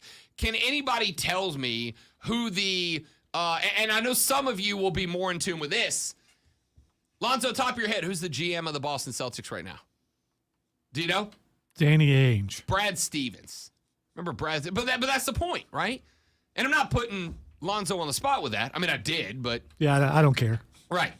The point of that is, Ime Udoka is the most powerful person in the Celtics organization overall. He may not be the most powerful decision maker, but he's the most powerful person because if Ime Udoka walks in a room, more sports fans are going to recognize him as the head coach of the Celtics than anybody else in that organization. Maybe Brad Stevens might be the most well-known GM in the league. And I still think Ime Udoka is probably more recognizable. Dude's just on TV all the time, right? So when a person in a position of high power gets into a relationship with a staffer, right? There is a power imbalance there in that Ime Udoka could very much go to a staffer and be like, hey, look, here's the deal. I want you to want me. I know you want me. I want you. So let's do this thing. And oh, by the way, if things go well for you and go well for me, guess who's got the power to promote you up the totem pole, right? I'm not saying that is what known happened. as the Vince McMahon method. Bingo. That's exactly right. That's exactly right. Now, I'm not saying that is what happened. Perhaps this young lady genuinely had affection for Ime Udoka. But if you are a large entity like the Boston Celtics, it's not a good look, especially with situations like the Vince McMahon situation out there right now, where Vince just basically had his power ripped away from him for doing the exact same thing, right? For doing the exact same thing. It is about the power in a relationship. It is about the power in a relationship. And Ime Udoka has all of it, and this young lady would have none. Now, again, it may have been completely above board. Completely above board. But realistically, the Celtics just can't afford the optics. They just can't afford the optics of a situation where there is that type of power imbalance where one looks like they could be taking advantage of another person's autonomy for their own pleasure. That's where this is coming from. By the way, and again, I don't know the details of anyone's relationships. I literally personally know people who are in open marriages, right? They're like, I love you. You love me. At the same time, sex is sex. Go on, do whatever you want. I don't care. Just come back home to me, right? I know people I know polygamists. I don't know any personal, but I know people who are polygamists. I was gonna say, don't say no. I know people in an open relationship, like personally. Yeah, but I'm talking about the polygamous right. thing. Yeah. I don't know any polygamists personally, but I know people in an open. I know swingers. I know people who are openly swingers. They will just go to somebody's house and they just all have sex with whoever, right? I know them personally. They're great people, and that's just their lifestyle. It's not mine. I don't care. I don't know everybody's relationship. Here's what I do know. And this is kind of sarcastic, but kind of not. Do you remember? You watched The Fresh Prince like every other American, right, Lonzo? Wow. Right? Wow. What? Why you want to come at me like That's that? not. I'm just. I need you to say yes to that question. For a reason. Absolutely. Okay. I watched The Fresh Prince. Do you know who when it came out? Right. Do you know who Ime Udoka is in a long-term romantic relationship with? No. You remember Lisa? You remember Will's gal Lisa that he was with for like a long time? Say the. Lisa Wilkes was the name of the character. No, the actor's name. Nia Long is the name of the actress. I know who that is. Yes. That is who Ime Udoka has a child with, has been in a relationship with for a very long time. Now, again, I don't know that they don't have that type of relationship, that type of open relationship where she's like, I don't care who you sleep with, just, come home and be a good dad. And I don't know that she doesn't have the same. I don't know. It's not my business. It's all about power imbalance, and there is one there. All right, coming back, since we're on this train, Robert Sarver is selling the Suns and the Mercury. And I was like, okay, good. And then I read the statement that he gave yesterday. What train are we on? I don't want on this train. The Liberob, the woke warrior train rolls on. After this, Robert Sarver's statement was so sanctimonious. Talk about that when we come back on the Rob Brown Show on the Fan Upstate.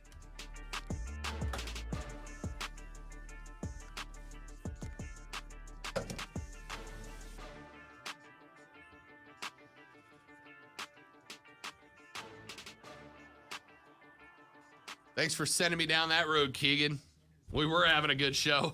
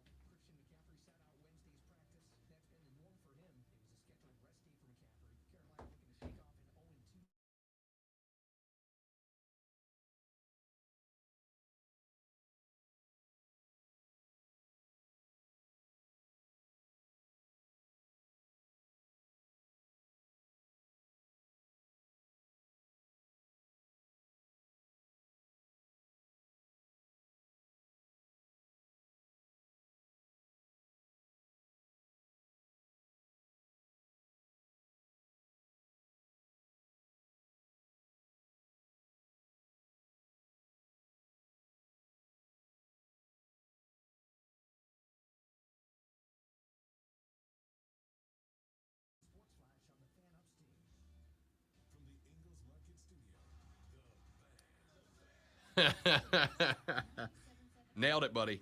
Nailed it.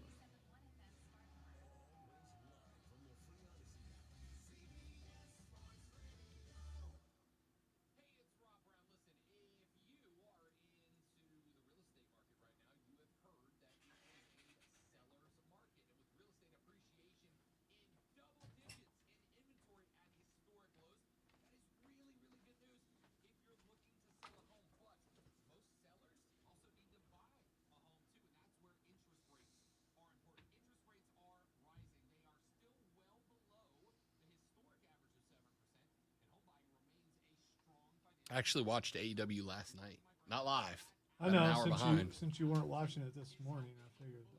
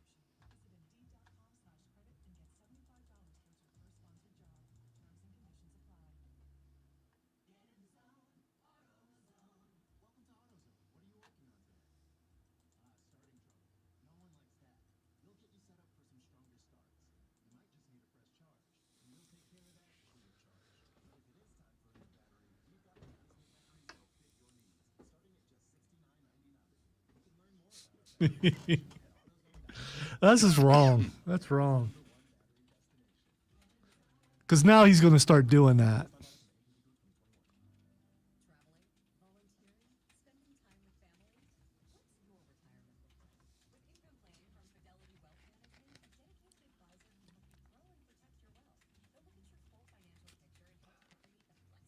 Keegan, stop it, okay? You think yeah, I get it, man. Just wait till 11:20.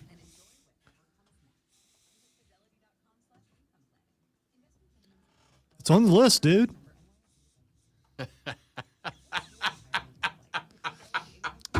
I told you. As soon as he saw it, I mean.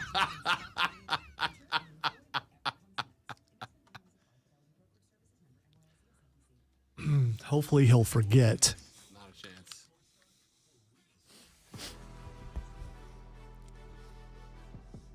All right, real quick, let me get to this Robert Sarver thing since Keegan has decided to train wreck the show this morning and send me down the path that is going to get me emails. He's trying to train wreck me, too. I get you can only listen and watch at certain times, you know? I get that, Keegan. Robert Sarver is / soon to be was the owner of the Phoenix Suns and Mercury. He released a statement via his PR company that said he is looking forward to selling the team now. Couple of things that I want to get to real quick. The statement itself is what kind of set me off the edge yesterday with this. That really kind of bothered me. There are 2 sentences in it. Or I should say 2 paragraphs in it that really bothered me. It's right in the middle. Here's what he said. As a man of faith, I believe in atonement and the path to forgiveness. I expected that the commissioner's 1-year suspension would provide the time for me to focus, make amends, and remove my personal controversy from the teams that I and so many fans love. But in our current unforgiving climate, it has become painfully clear that that is no longer possible. That whatever good I have done or could still do is outweighed by things I have said in the past. For those reasons, I am beginning the process of seeking buyers for the Suns and Mercury. I do not want to be a distraction to those 2 teams and the fine people who work so hard to bring the joy and excitement of basketball to fans around the world, end quote. And there's more to it. But 2 things that I want to throw out there. Number 1, the investigation by the NBA found that Robert Sarver had, on multiple occasions and over many months, maybe years, repeatedly used not just racial slurs, but like the racial slur. Now, I'm not a smart man, but I know what love is. And I became aware that saying that word was wrong, like, pretty much when I started talking.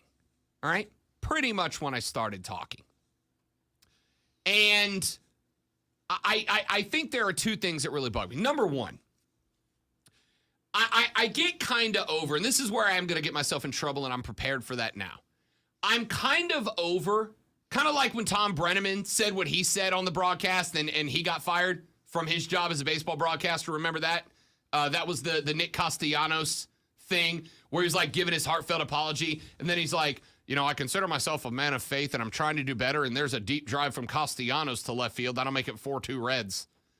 I get kind of tired of people going and doing something that is like oblivious, that is egregiously wrong, and then going, oh, I'm a man of faith. Well, that doesn't excuse, like, good. That's awesome. Good for you, and I hope you can find it in your heart to be a better person. That's not an excuse. It's not a valid reason that you should get off the hook for doing something wrong. I'm glad you are. I hope you find strength in that. I hope that it helps you be a better person so that this type of thing doesn't happen to you and that your heart can be touched and changed. But it's not an excuse. And then, in our current unforgiving climate, dude, stop. Saying the N-word repeatedly to African Americans over the years is not something that we just go, oh, well, at least you're better now. It's cool now. I agree all that is bad, but so you're disagreeing that there's an unforgiving climate right now? No, I don't. I think there is a forgiving climate, but no, I don't it's very unforgiving. I disagree. I think it is forgiving, but I think I think social media has made it worse because now more people can come at someone and I agree with that. Yeah, so I agree with that. But definitely I also unforgiving. think I also think what that means is now when you do things like drop the N-word over and over, it just means that more people see it, right? So more people can come at you, sure. Is it unforgiving? No. Show us with your actions that you are truly sorry for what you did. There is a punishment to be paid. No. There are some things you do you will never be forgiven for, and you might as well just find a place to disappear to. Robert Sarver is a billionaire. He's going to be fine. Yeah, he could probably buy an island or something, I suppose. He could buy a lot of islands. Point is, you don't just get off the hook. And that's where Sarver is. Third hour's around the corner. What would you want if you would have caught Aaron Judge's record-setting home run? I'll tell you what the fans that did got. See if it's good enough for you on the Rob Brown Show on the Fan Upstate.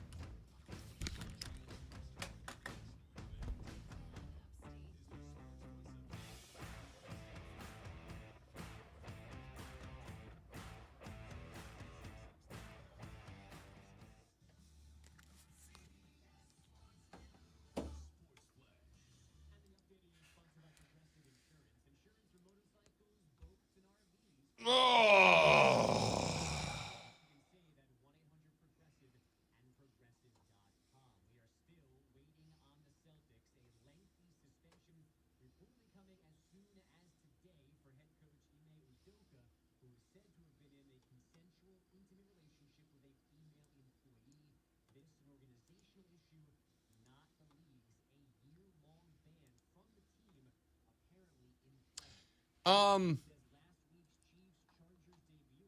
Can we be done with people posting their workout videos on social media? Like, I don't need to see you work out every day. Like, I respect it. Good on you for the grind. I don't have it in me. Have you seen anything today that made you smile? And I mean, dude.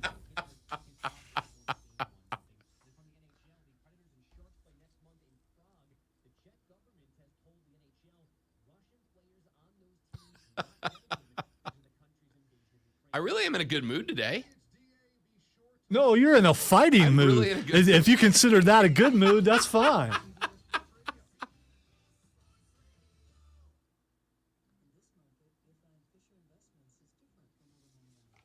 As far as workout videos goes, you don't have to watch them. And the other thing is, maybe you may go, you know what, that motivates me.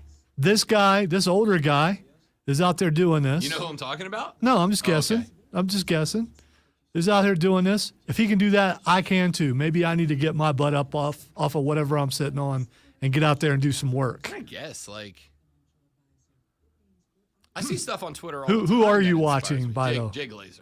Okay. Jay Glazer puts like 3 workout videos every day. So Like, you're I'm on that grind again. so I'm like, you're yeah, we know jealous. you're on the grind every day. Like, I think if there's one thing we know about you, it's that you push around heavy weights all day. And good on you. But it's like, just give me more. I have bad posture.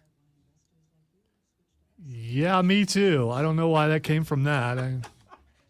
Well, because, like, Jay Glazer, for the record, is stupid in shape. And he's like, he's got that good TV posture. And I saw it, and I'm like, I don't have the good TV posture.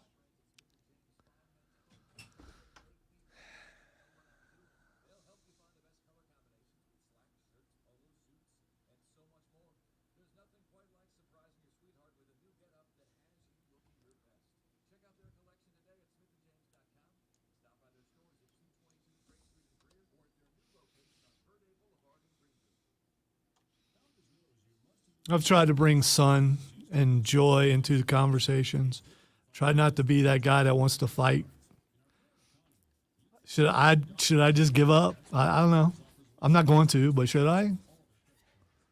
Give up what? Rob, why are you acting like Debbie Downer?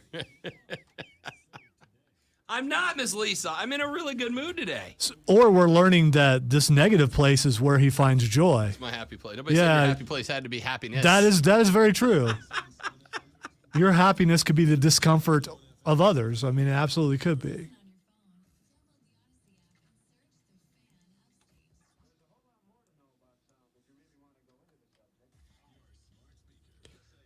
Me, I'm just 2 days away from vacation. So, I mean, you know, I'm trying not to phone it in.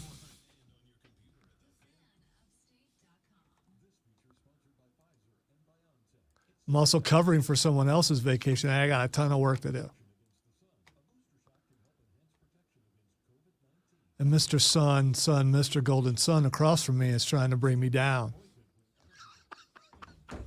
I'm not.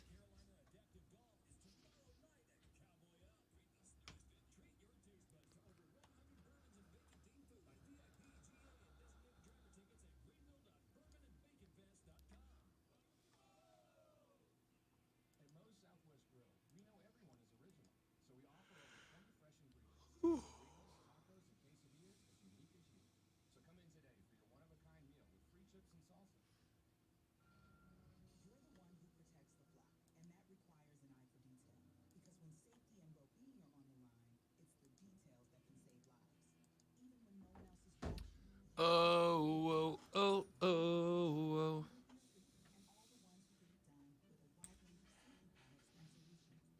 Hey, you gonna, tomorrow night after the game, grab the banner when you come back?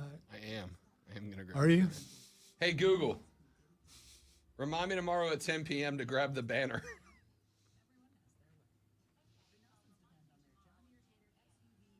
There you go. He'll have his phone off at 10 p.m. because he'll still be on the air. And No, I should be getting close. You'll still be on the air. Should be a heavy run game.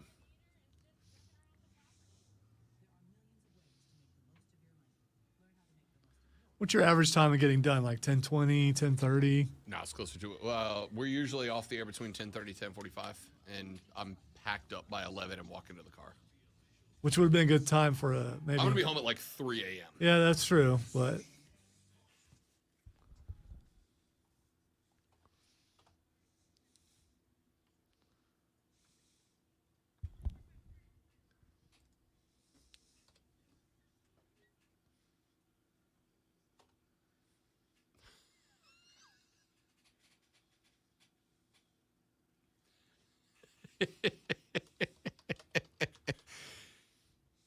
You texters are weird, and I like it.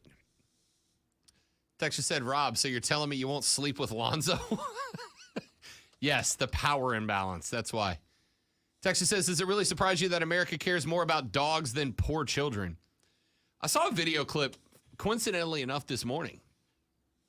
Somebody interviewed Keanu Reeves, the national treasure that he is. And they're like, why do you think it is that in John Wick, the story is the dog, right? Like John Wick's dog dies in that movie. We were all cracked up about it. Yeah, but it's the last thing that his wife gave him before Right. she died. So Right. They're like, why do you think that John Wick's dog dies, then John Wick kills 175 people, and all anybody wants to talk about is the dog? Are you guessing on that? Because that sounds a little low. Yeah, it might be. And Keanu's like, why? Because dogs are innocent, right? Like dogs are innocent. Right? Dogs are just innocent. We love them. I think the Brett Favre thing is Brett Favre was beloved in the NFL for so many years that, and I think that people have a hard time separating the off and on the court personalities, the off and on the field personalities of people, right? There are some football players you really like who are crap people, and there are some football players you might hate that are actually really good guys, right? I have a hard time doing that. So I think that's where that comes from. And Texture says, Rob, I'm proud of you. You say Celtics correctly, not Celtics. Yeah, no, the word is Celtic. I don't know when it was acceptable to start saying Celtic. It's Celtic. It's always been Celtic. They're the Boston Celtics. That's the word. Some kid without his front teeth. And, yeah. Fucking Celtic. It still wouldn't be Celtics. So I don't know. Couple of things to open up this hour of the show. Start with this. In roughly 52 minutes, I will be selecting the song that Lonzo will be singing on tomorrow's show, performing on tomorrow's show. I guarantee you it's going to be something negative the way this show's going. So it's not boding well for me. It's going to be something really dark and foreboding. He's going to be singing Raining Blood by Slayer. I have no idea what that is. I don't even know if that's really a song, but it probably is. It's an album, and it's a great album. If you say so. No, it's pretty much everything on this list that I have to select from here is upbeat.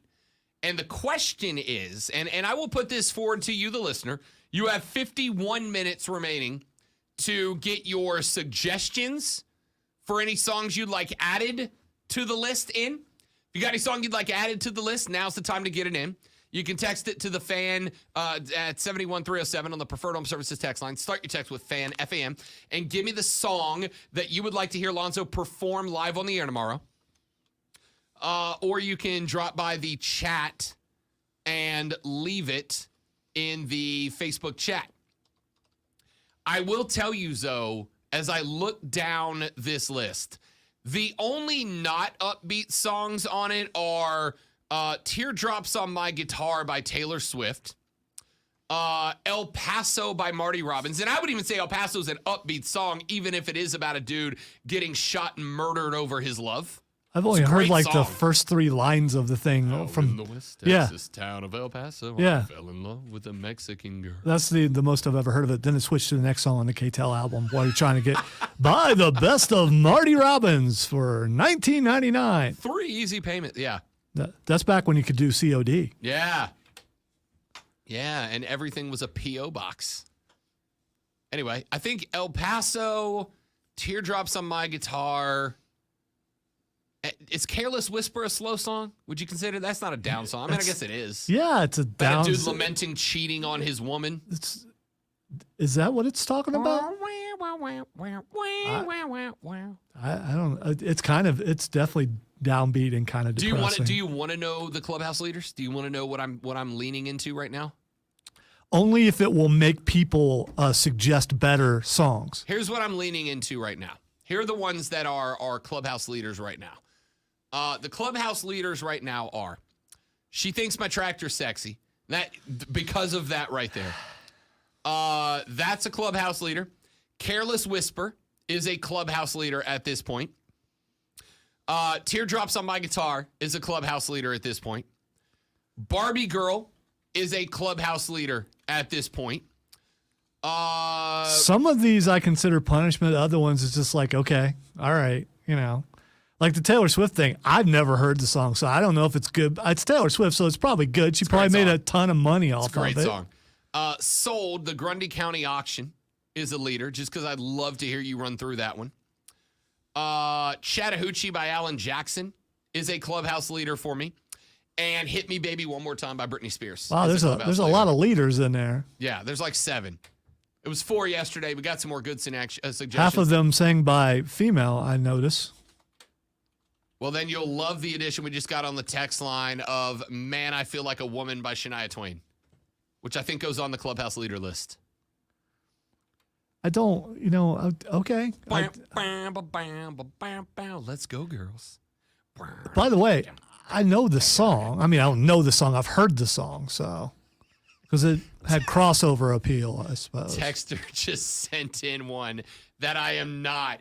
I'm going to go ahead and nix this because I did give, I will do 2 things here. Number 1, I did tell Alonzo at the beginning, I'm like, if there's a song you're just uncomfortable doing, I won't put it on. Not uncomfortable like I can't sing it, but like I'm not cool with that song. No. If there's something I just say no to. Right. That's really what, I'm good with that because he wouldn't do it, and even if I said I wasn't cool with it. So, no, Texter, I am not adding Jimmy Buffett's Why Don't We Get Drunk and Screw to the list.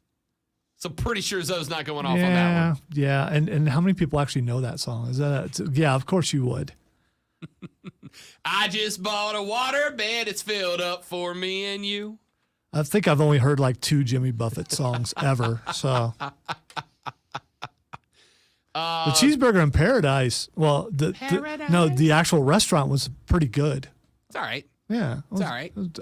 I think it's better than Wahlburgers. I've not had a Wahlburgers yet. There's one at the Battery in Atlanta at Truist Park. There's one at Broadway at the beach. You're gonna be there Friday night. Yeah, I don't know if I'll get off in time to get a Wahlburger. I don't know how late they're open. All right, so if you would like to add a song to the list. So what? Oh, that's what I was going to say. What did the texter? But you just said it. Never mind. Texter Hurricane Jeff just said "Walking on Sunshine" by the most unfortunately named band of all time, Katrina and the Waves.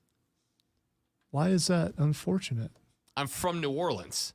Katrina put all the waves on top of my city. All right, so that's just it was out before that, so I you can't agree. So you can't blame that. It's not on their fault. It's not Katrina's It fault. just didn't age well. It's not anyone who's named Katrina's fault. All right, so the songs are on the list. If you would like to add any more to the list, you have roughly 43 and a half minutes left to do so before I make a selection. It'll be the last thing we do on the show. You know what I am surprised by? I thought the audience seems to be pigeonholed into certain categories, or they're only doing, I'm talking about genres of song, or they're only picking those on purpose, because there are other genres that are just kind of missing, and I'm a little shocked by it. There really are. Now, I will also say, I think the listeners, like, they know Lonzo, right? Like, they know Zoe. I don't think they're going to intentionally throw death metal up there, right? Yeah, they are picking things that they think will make me be uncomfortable. And I will tell you guys, knowing Lonzo, there's a lot of songs that you pick because you guys think they're funny that I know Lonzo will crush.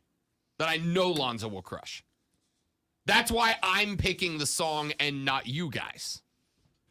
So, your last chance to get your songs in right now. Text them at 71307. Start your text with FAN, F-A-N. Give me your song selection for what Lonzo should have to perform on the air tomorrow. We're going to find a karaoke backing track, and Zoe will give us his heartfelt rendition of whatever we pick. Don't give me Freebird. Don't give me Bohemian Rhapsody. Don't give me 9-minute songs. Give me a regular song to throw up there. Joe Bright just suggested Black Betty by Ram Jam. It's kind of controversial, you know. I'm not sure that we're allowed to sing that song. Tell you a fact about that song, Joey B. The first drive time show that I ever hosted, that was the intro song to it. The first drive time show I ever hosted was called Southern Sports Tonight, back down in Destin. And it opened with the guitar riff to that song. Because that first, 35 seconds of that song are a great riff, man. Great riff. Texter just said Dancing Queen by ABBA. I don't hate that either. So what I'm hoping is, and this is a punishment, but I'm hoping that whatever is selected is something I've actually heard of before.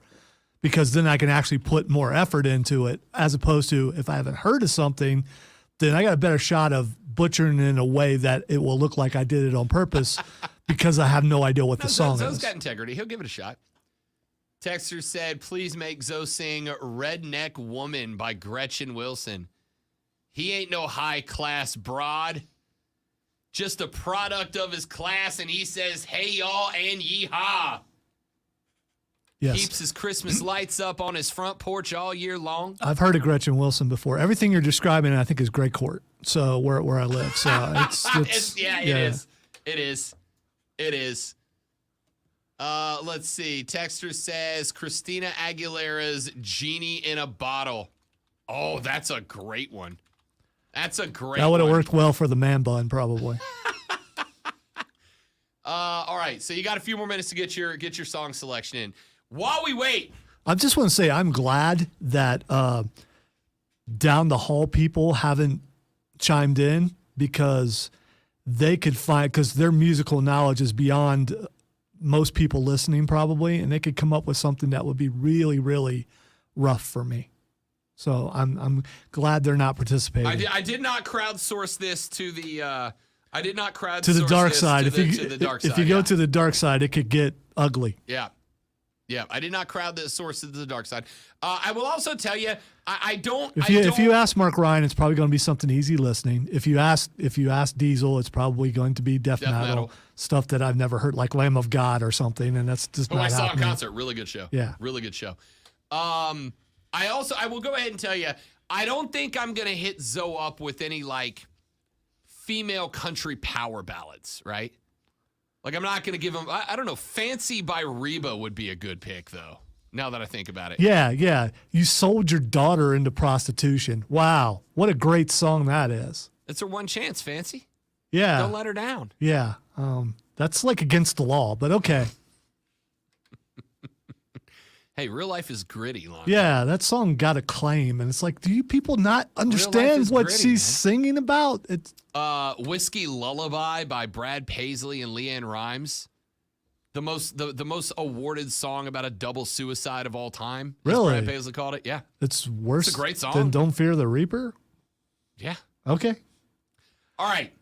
Aaron Judge. it's a great song. I got it. It's really? a great song. Really? Not everything in life is sunshine and rainbows. Not on this show. Yeah. All right. Keep your song suggestions coming in. I'm marking them down as they do. Let me say this. Let me get into this real quick. Aaron Judge hit his 60th home run on Tuesday. Ball went into the outfield, and a group of young men happened to be sitting in the air. College-age kids sitting in the area. Oh, Party in the USA by Miley Cyrus. That's a good one. And one of those kids came up with the ball. Surprised they haven't said Wrecking Ball. That's a lot. That song's a lot. Great song, but a lot. One of the kids came up with the ball. Well, the Yankees obviously wanted that ball back for themselves / for AJ. So they wanted that ball back, and they brought the kids down to the locker room, which is cool. And they surrendered Aaron Judge's 60th home run ball, Lonzo. For a group of them, there were probably 8, 9 of these kids, surrendered them for an autographed baseball and baseball bat. Now, I don't know if it was Aaron Judge that autographed it. It was the whole Yankees team that autographed it. Oh, Allison Krause. That's on me. Allison Krause and Brad Paisley. Good call. Appreciate that, David. Yeah, I can hit Leanne Rimes, but I can't hit Allison Krause. She's can't happen. Yes. Love her. Anyway, don't know who signed the baseball bat and the baseball that these kids got, but they got a signed bat and a signed ball in return for Aaron Judge's 60th home run ball. Lonzo, is that enough for you? Would you have turned the ball over for an Aaron Judge signed ball and baseball bat? For a normal fan and not someone who wants to try to get as much money or stuff that they can out of something, yes. I mean, should they hold the ball hostage and go, okay, let me get my lawyer in here and let's start negotiations? No. I want you to know my first thought was not money. My first thought was not money. I'll tell you what I would have asked for. BP.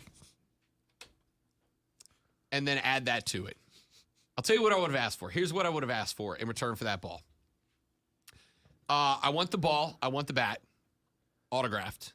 But I want it autographed by the whole Yankees team. Okay? I want everybody on the team to autograph the bat and the ball. I also want a Yankees jersey autographed by everybody. Okay? I want a private behind-the-scenes tour of Yankee Stadium. I want the world. I want the whole world. Yeah. That's an important baseball. It's baseball history, man. That's baseball history. I want bat, ball, jersey autographed by the team. Because that becomes the centerpiece of my man cave until I die. You are going very Veruca here. Sure. Some people get the reference, Sure. but dude, that's a lot, man. I want it, Daddy. Yes. I want the ball, the bat, the jersey. I want a private tour of Yankee Stadium, new Yankee Stadium. I want it. Me and the boys, me and the guys, including down on the field. I want to go down on the field, and I want box seats to one game of my choice at some point in perpetuity. One game of my choice at some point in perpetuity. I want the ability for any one game I want to call the Yankees and go, this one, and they give me a box seat for me and my friends. Just one game. I think that's a reasonable ask for a ball that in the future will sell for over $1 million. It won't, because if he hits more, which he probably will, that ball has less value. And your Christmas list must be extensive, especially when you were younger, probably like 5, 6 pages. I want this, and this. That's way too much, Rob. That's way too much for a ball that will diminish in value if he hits another. Won't it diminish if he hits another home run? No, I don't think so. That's a milestone home run. Yeah, it's a milestone. Yeah. Like 61 is not going to diminish in value if he hits 73. 61 is still the milestone. 62 will not diminish. If he breaks Roger Maris, 62 will not diminish 61. I don't know, man. Texter says, Rob, you're just being greedy. Yeah. You're being very greedy. Because, no. You know what greedy is? Do you know what greedy is? Greedy's keeping the ball. Greedy is keeping the ball and going, sorry, Aaron Judge, sorry, Yankees. I know this is a milestone. I know this is history, but this is mine. You know what's cool? That's greedy. For someone like me who understands like the love of a game, and they're just like, no, man, just give me an autograph. That would be enough for me. And then there are people that appear to be like you that want a bunch of stuff out of it. I asked for 5 things, and one of them is something that they already do. You can already book a private tour at Yankee Stadium. I will exchange this one thing for 5 things. Yeah, but this one thing is worth a lot more, right?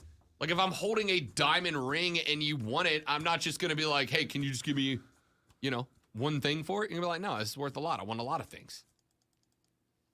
They already offer private tours at Yankee Stadium, and I'm not asking for anything special. They already do it. Just don't make me pay for it. I want 1 box seat. How much is that going to cost you? There's boxes available at every single game. I want 1 box for 1 game of my choice. And I want 3 things autographed. That's it. How long does it take you to get to walk up to every locker and go, autograph this, this, and this, thank you? Take you 10 minutes to get the whole team to autograph. That's easy. I could take that baseball, give it to whatever that one really fancy auction house is, have them auction that ball off. It's going today for $500,000. Today, it's going for $500,000. I could just give it to Weatherbees or whatever they're called and auction that ball for $500,000, and I could buy all of those things and have $100,000 left over. I don't think that ball's going to be worth that much. Bet you it is. It's $500,000. Yep. No way. Bet you it is. It's the Yankees. If he played for the Royals, if he played for the A's, if he played for any other team, it wouldn't be. But it's the Yankees, dude. I think they got plenty for it. Good for them. They got a ball and a bat. Yeah. All right, you got a ball. Don't be a Rob. Just go. $500K for that ball. Come on. And they got a baseball and a bat. Get out of here. Get out of here. I could go buy an autographed baseball and bat from Aaron Judge right now for $2,000. And it'd be the same thing. Texter says, I would ask for all of that and season tickets. See, I didn't ask for season tickets. I would trade you the box for season tickets. Tell you what, I will trade you the luxury box for season tickets to next year's Yankees team. I want a personal tour of the stadium. I want an autographed bat, ball, and jersey from the team. And I want either a luxury box to one choice of my game, any game, or season tickets to next year's Yankees. See, I would take the ball. Hopefully you get to see Aaron Judge himself. Say, dude, what a great hit. Hand him the ball, and whatever he wants to give me, I will take. All right, whose camp you in, mine or Lonzo's? You asking for more, or are you happy with that? There's your question. Text your answers to 71307. Start your text with Fan FM. Let's take a break. When we come back, you know what time it is. It's Thursday. It's Fight Club. All things combat sports. Zoe guides us through that world next on the Rob Brown Show on the Fan Upstate.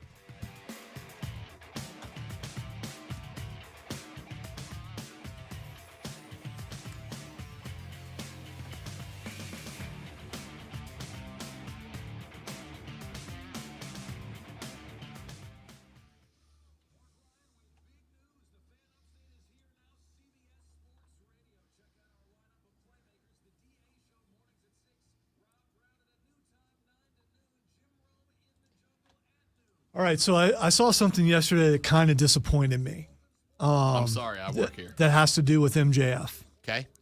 I watched him on 2 different shows do the same exact interview.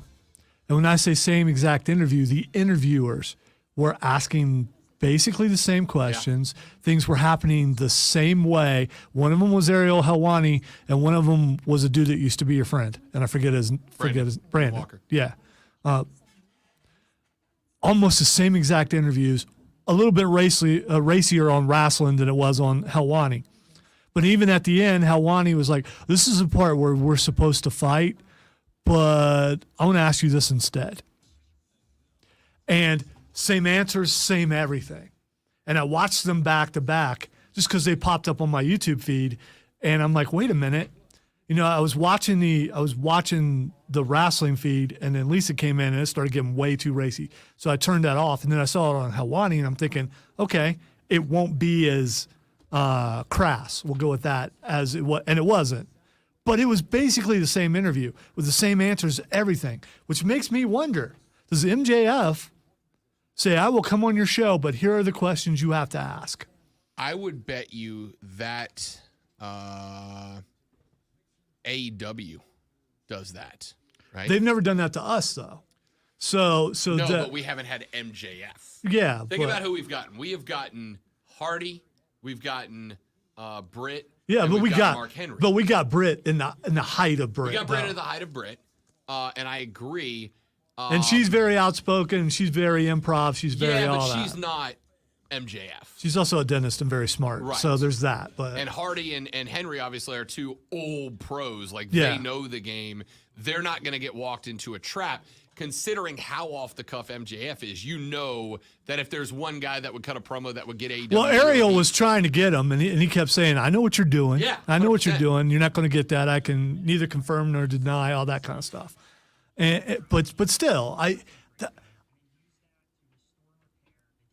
felt let down. I did. I felt let down because I thought that guy was a certain way. I don't know. As far as I didn't think all this was contrived and pre-planned, and that bothered me. And yeah, I know it's wrestling. I get it. We've had those conversations over the last couple of days in the office with someone, but I mean, it was very. I'm just disappointed. I really am. Do I think he's any less of a heel because of it? No, maybe he's more so of a heel because of it. But I'm almost wondering. I would see it being AEW going, here's where you can and can't go. No. I get it with the CM Punk and all that kind of stuff. I get why he can and cannot answer that stuff. No, this was all the other stuff about where you've been, what you were doing, all this, and it was the same answers, but also the same questions. And Helwani and Brandon have two different styles. Yep. Brandon's very self-deprecating, and it's pretty funny how he does it, how I don't even remember the question, and he asks the question, all that stuff. I get that style. But you put that in there, you're still asking the same questions that is asked on the other show. Now, it makes me want to go watch another interview, if he did any more, and see if it was the same exact interview. It probably shouldn't bother me, but it does bother me. And maybe if I didn't do this, I wouldn't notice as much. Also, sound quality on Brandon's, man, I need to work on that. It's so bad I almost turned it off a couple of times because of overmodulations of mics and things. Yeah. I can't watch it anymore. Yeah. I can't handle that stuff. I mean, especially if you work for a big place, you think you could fix your mics. Helwani didn't have that problem, but it was more of a TV thing than it was because you could tell there was a boom mic in there.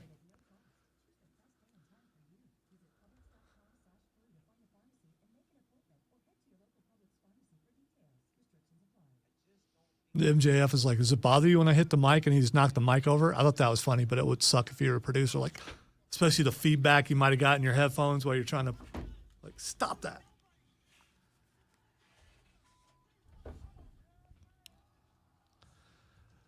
Welcome into the Fight Club, where we heard your cries last week. All you talk about is wrestling. Well, that's not true. We talk about a lot of things. Mostly today, though, we're going to talk about wrestling because I will defy you to a certain degree. But I want to start out with something just to make Rob mad because all he's done has been negative this entire stinking day. You know, I'm on the verge of being punished tomorrow. And you know, you think it's some encouraging words, something like that, some sort of uplifting. No, just nothing but negativity all day. So I don't know if you saw this. There's a fight in the works, something that I'm sure you're looking forward to. Conor McGregor, Mayweather 2. Rob Brown, your thoughts on Conor McGregor, Mayweather 2? Let me put this as eloquently as I can. I thought you were going to say succinct. As succinctly as I can. Just so I can say suck what, and people won't get it. It's a Robin Hood Men in Tights reference. I know. These years, us in Jersey. Go ahead. As eloquently as I can put it, as analytically as I can I will put it. take these 2 cotton balls and put them in my pocket. My thoughts are this.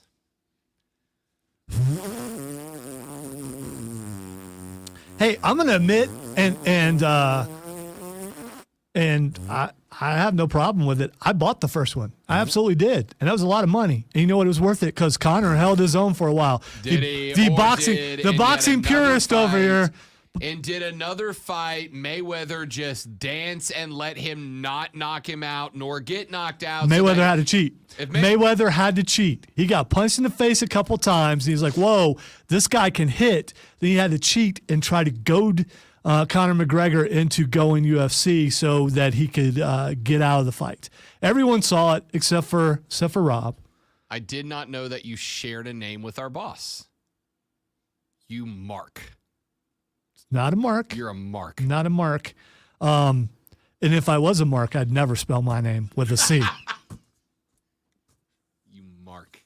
Not a Mark. You fell for Not a Mark. it, though. No. You fell for it, and you're gonna fall for it again. It's the opposite. I paid for it because I think still that Conor McGregor is one of the best showmen.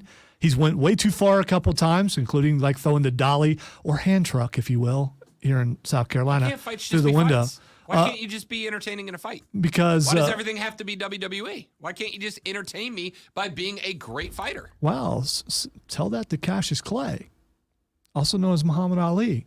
Did he just Muhammad go out? Ali beat everybody's ass. Not everybody, but did he go out and did he go out without a word and not say anything? No, he hyped the fight before he went out and did the fight. Actually fought, as opposed to have somebody carry him around. That was a grandpa size. What that was. That was a grandpa size.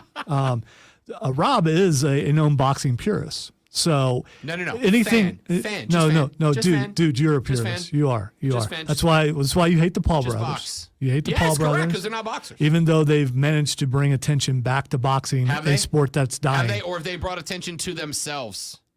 You can do both. No. You absolutely can do both. So what you're saying is you have no interest in this fight at all. None. Zero. Negative. All right. Put all your negative, really? Coming from you? That's hard to believe, especially today. Put all that aside if you can and tell me, do you think that people will buy it? Yo, yeah. Hell yeah, people are going to buy it. Because everybody but Rob Brown is a mark. Yeah, pretty much. Okay. All right. For everything Conor is a showman in UFC, May is a showman in MMA. In boxing. Which is interesting because I've never heard of a fight that I want both guys to get knocked out quite as much as this one. Except maybe May Paul, because you know that at least with this one, By God, it's a double knockout. I'll be fine with that. At least in this one, they acknowledge it's an exhibition. It's a show, right? Floyd v. Paul was they were trying to hype it as an actual boxing match. So actually, I think that one's worse. Turn the camera off. You got knocked out. Yeah. Turn the camera off. Yeah. Oh gosh, look at this crowd shot for no reason at all. Get out of here. It was hot out. The cameraman, Get outta here. he wasn't hydrated properly. Must have been it. All right, so we're gonna get to wrestling, but just because that texter says we don't talk about other stuff enough, I'm gonna hold off on the wrestling for one more story, which is really a cool story, but it's a crossover. A couple things. It's a crossover of nerddom and martial arts. I don't know if you saw this. Tom Hardy secretly entered and won a martial arts tournament. He's 45 years old. He entered the 2022 Brazilian Jiu-Jitsu Open Championship, competition held by Ultimate Martial Arts Championships at Oak Grove School in Milton Keynes. I'm saying that right. I'm sure everyone recognized him, but he was very humble and was happy to take time out for people, take photos. So he won this. And he went up against a guy who recognized him. He's like, no, just fight me. Don't just. So did he win because of his skill? Yes, he's exceptionally talented martial artist. I know he okay. is. I get it. No, I do get it because this isn't the first one that he's won. But if you come up there and you see Bane standing across from you, are you going to fight as hard as you normally fight? Isn't there just a little bit of an intimidation factor or maybe some wow factor from that's Tom Hardy? No. You're saying. No, I can't even do it. Yeah, you can't do it. Yeah, it sounded like Yoda trying to do Bane. It's, yeah. All I'm gonna say is, Tom, can you leave some women for the rest of us, my guy? Like, do you have to be the best at everything? Joseph says it's pronounced Milton Keynes, so I'm gonna take your word for it, Joseph, because I don't know. Could you, Tom? Could you just leave some success for the rest of us average beta males? Did I mention, Rob, that Tom Hardy is 45? Yeah. I don't know if I mentioned that or not. I don't know why that's relevant. Listen, I'm 37 and was complaining earlier about people throwing up, workout videos. And when I got out of bed at 3:30 this morning because I had to pee, because that's my life now, I stepped on my dog's chew toy and I rolled my ankle at 3:30 in the morning. Tom Hardy is kicking people's asses in like bona fide martial arts competitions. Tom, we get it. We get it. Now, you know what the worst part about this story is? Everybody's saying that Tom Hardy's like the coolest dude. Like he was chit-chatting up with competitors. Why is that bad? Because I want to hate him for this. I want to be like, dude, screw you, you multi-millionaire Hollywood movie star who turns out banger after banger after banger of great movies that I love and is also killing everybody in martial arts tournaments. Stop. I hate you, but I can't hate him because he's all of those things and a super nice guy like Tom. Dude, stop. Nobody. Well, you don't hate Keanu Reeves that way. I don't. I love Keanu. Keanu's not ever like Keanu's like, dude, I'm just a cool guy, dude. I'm just a cool guy. Tom Hardy's like, oh no. I'm really cool and a great actor, and I'll kick your ass and take your girl. And it's like, I would let you. Because you're that cool, man. You probably will let him anyway. So yeah, what the hell am I going to do? He's killing everybody in jiu-jitsu tournaments. No, Tom, I'll fight you. All right, let's finally get to wrestling. Big event last night. I don't know, was it... Tony? Dude, you need to make... Tony, you need to make money, man. Tony. Last night should not have been free. It should not have been free. They sold $1 million in tickets to that show. It should not have been free, though. It should, yeah. Why? Why are you so against him being like, here's great wrestling, enjoy it? No. You can make a lot more money on pay-per-view with a card like that. It almost seems desperate to a degree that you're putting together a card like that for free when you can make some money off the pay-per-view buys. Listen, when a young lady walks into the bar and is dressed somewhat provocatively, like there's two groups of dudes. There's like one group of dudes that's like, why would you dress like that? And then there's the other group of dudes that's like, hey, you're killing it. Way to go, girl. Thanks. Right? Yeah, that's not really what those guys are thinking. I don't understand why when wrestling's like, hey, instead of making you pay $70 for a night full of championship fights, just enjoy it for free. Why would you be against? It's the same argument as, oh, there's too many bowl games. Well, then don't watch it. If you want to pay money for it, wait till it's out on the internet and pay money for it. But it's just here. Why would you complain about this? Like, AEW's not hurting for cash, all right? Tony Khan's a billionaire. They're not hurting for cash money at this point. Why would you not want them to put up the best night of wrestling they've had in months just on a Wednesday night for free? Because of expectations. If you do something, did they not meet them? No. For last night, yes. But then you put something out like that, then you got to try to top that or at least equal it every week, and you can't. That's what pay-per-views or premium live events are for. You put those separate, so the expectations are, yeah, last week was great. Why can't we get some more of that? I think this is one of those times that the WWE model has been the only model for so long that anything that's not the WWE model feels wrong. Like, oh, you're not doing it the right way. I didn't bring them up either. I know you didn't, but I know out. where you're coming from. And I'm not saying this is where you're coming from, but it feels like no. I'm coming at it from a business side, not even from a fan side. From a business side, you got to think about this. Yeah, you got a lot of eyes on this now. The expectations are for next week to be equal or better. I disagree. You can make it. You can obviously give it a pay-per-view feel without having to make it a pay-per-view. Last night was special. Arthur Ashe Stadium, man. Like, it had a special feel to it. They gave it the special title. They had Which I get the stadium and everything. It's not as big as they made it sound like it is, though. That's a tennis stadium. Yeah, like, it's a they're tennis. Not cramming 60 in there. I did like the ramp though. The ramp was the pretty ramp was cool. dope. It was the best looking setup AEW's had. It could be. You could get a little dizzy though, watching someone laying on it while the thing was moving under. Yeah, I was a little dizzy. Listen. I think that again, it's not the WWE model, but that's the only model we had for 30 years, so it just felt like it's wrong. I loved it. I thought it was a great card. I thought it was a great event. I thought they had some surprising outcomes. We had obviously including the very first thing, Jericho winning the ROH title. I mean, where did that come from? There was no build up for that, no nothing really, and I don't know that you need that. But him beating Claudio for the title, I was surprised because I did not think he was going to do that. I thought it was great character advancement, right? Because Jericho wanted 8, he got 8, but he had to cheat. And it's a thing because Jericho has been such a tweener. Last night, by bringing out a pure babyface in Cesaro and having Jericho repeatedly cheat to finally actually beat him, now Jericho went back to having heat. Cesaro gets his babyface run in his quest to redeem himself from Jericho.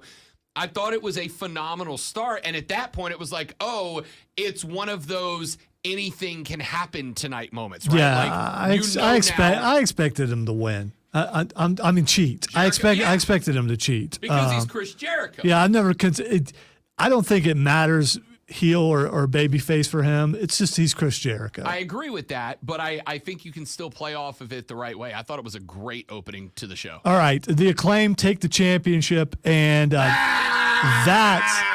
by the way was not a surprise. Love that. That was not a surprise. You knew they were going over. You knew they were going to win. I thought letting Daddy Ash drop a famouser on Keith Lee or on Swerve was a really, really cool moment. But I thought giving them the clean win was exceptional. But it wasn't really a clean win, though, because he interfered.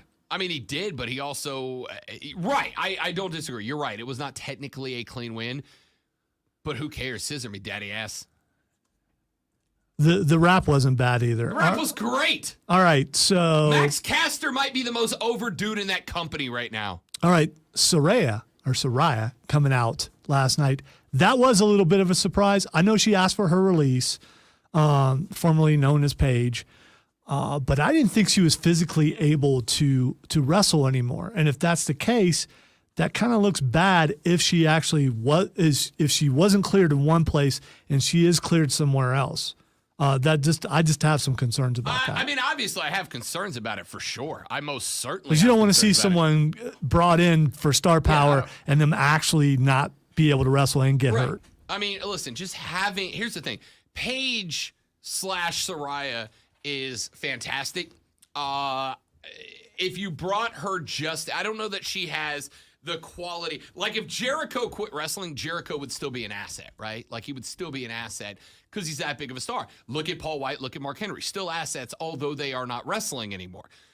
I don't think Paige has that level of pull to where you would bring her over just as a figurehead, as a backstage talker.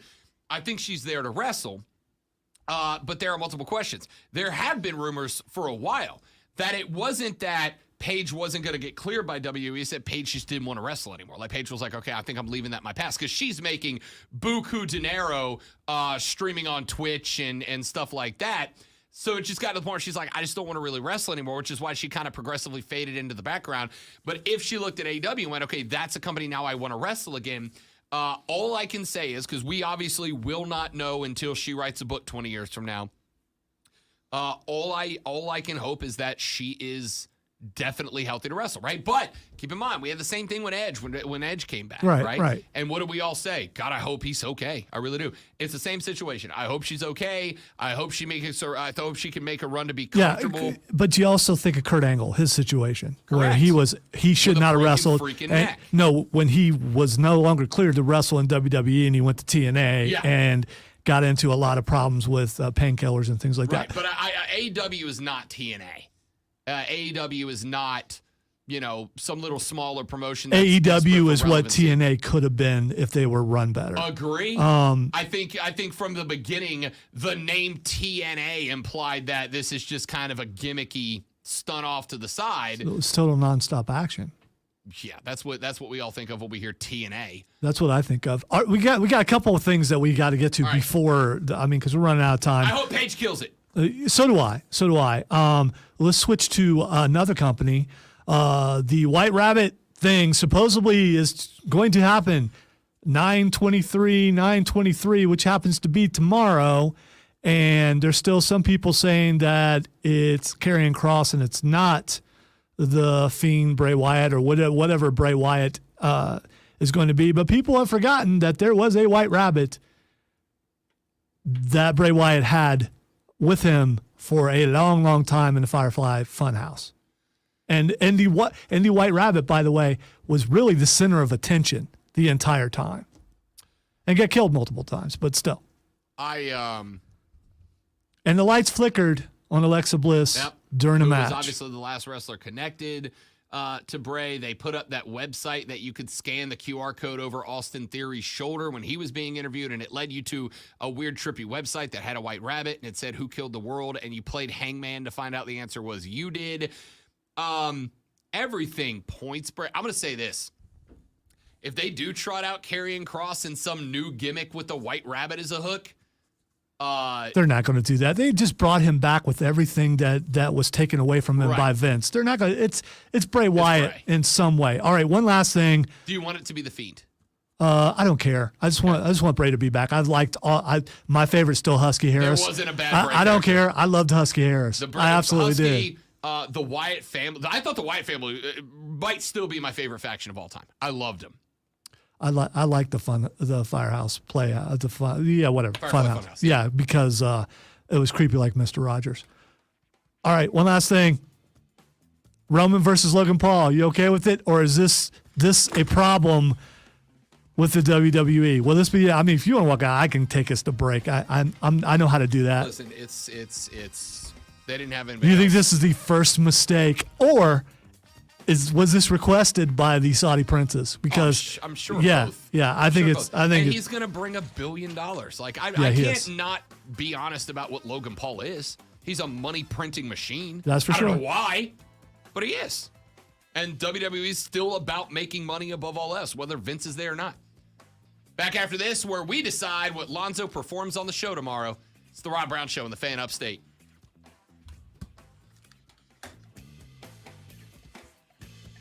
All right, guys, last chance to get your song request in. I am going to pick when I come back. Get them in now. I legitimately forgot all about that. Great.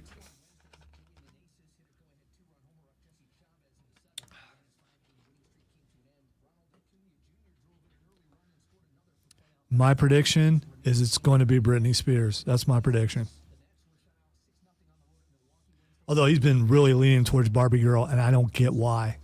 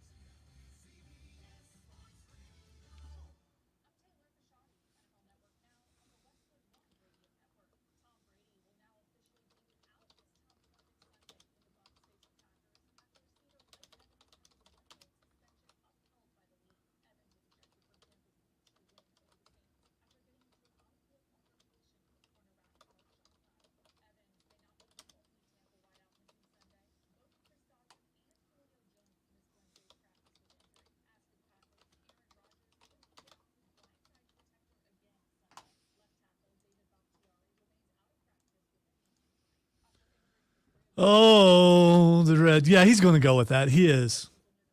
And I got to tell you, it's not really punishment. But that's up to him.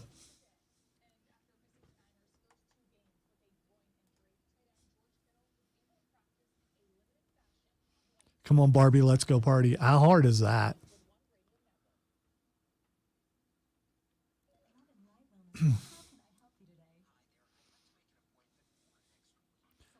Thank you, Trey. I probably won't do great, though.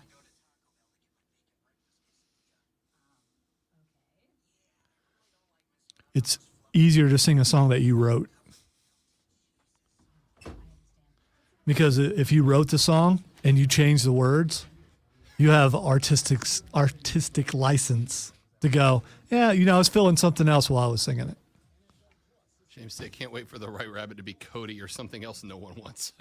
It won't be. It's going to be Bray. How could you not want Cody, man? Cody was awesome when he was out there. I don't know anybody that would have wrestled like that with that torn pec. And was it dumb? Yes, absolutely it was dumb. But we still got to witness it. And that picture of Seth Rollins going, do you want me to do what? Dude, are you sure you want me to dig that kendo stick in? Okay. You're not going to get mad if I do it, right?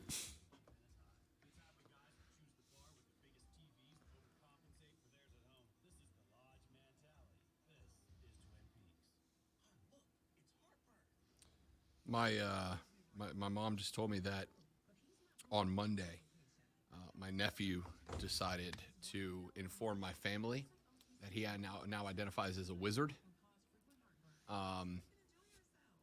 So she sent me this thing, and she's like, "Can you order him this wizard hat?"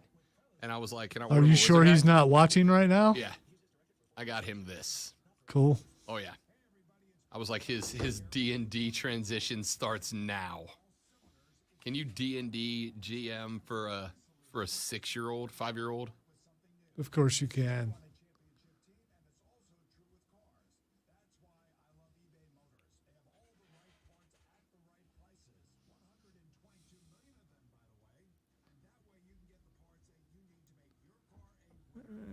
Oops.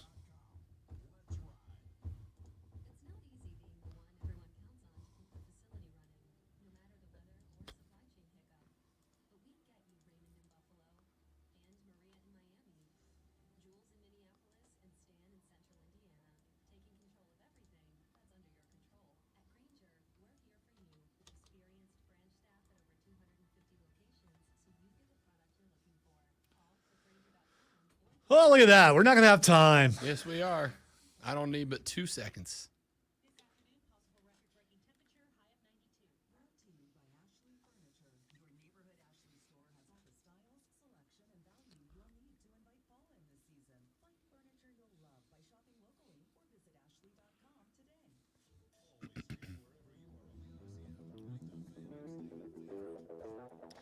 All right. I have come to my conclusion about the song that Lonzo will perform for us live tomorrow on the air as his punishment for Boobox Bet's incorrectness. I have decided, Lonzo, that instead of performing in the midst of the show, you will perform the song at the end of the show.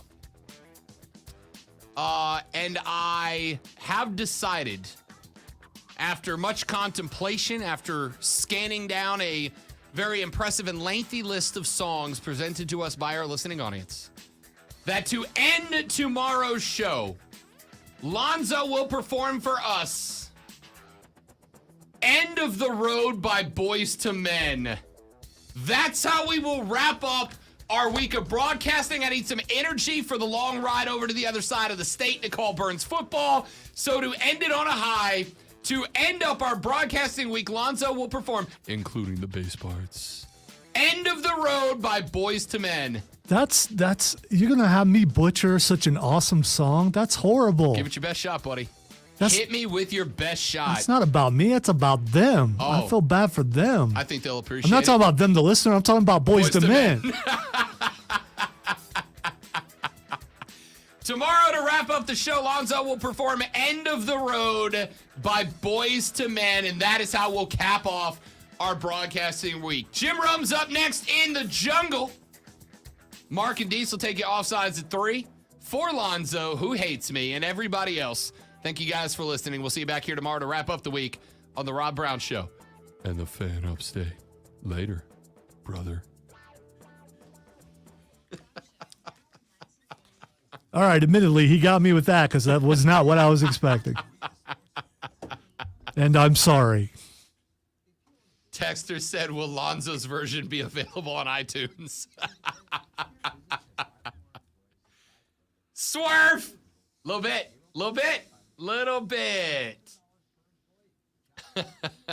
I was ready for country. I was. I know.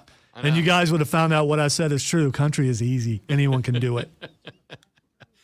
That'll be the end of the show tomorrow, ladies and gentlemen. You can watch the performance. This song live will not be easy. This right is here going on to the be. stream. It's going to be bad. No, It's going to be and bad. of the Boys and Men song, that is towards the easier end of the spectrum. You have to acknowledge that. Do I? Yeah. Do I have to acknowledge Yeah. it? I don't have to acknowledge Acknowledge it. Boys to Men. We'll see tomorrow. All right, guys. See y'all back here tomorrow.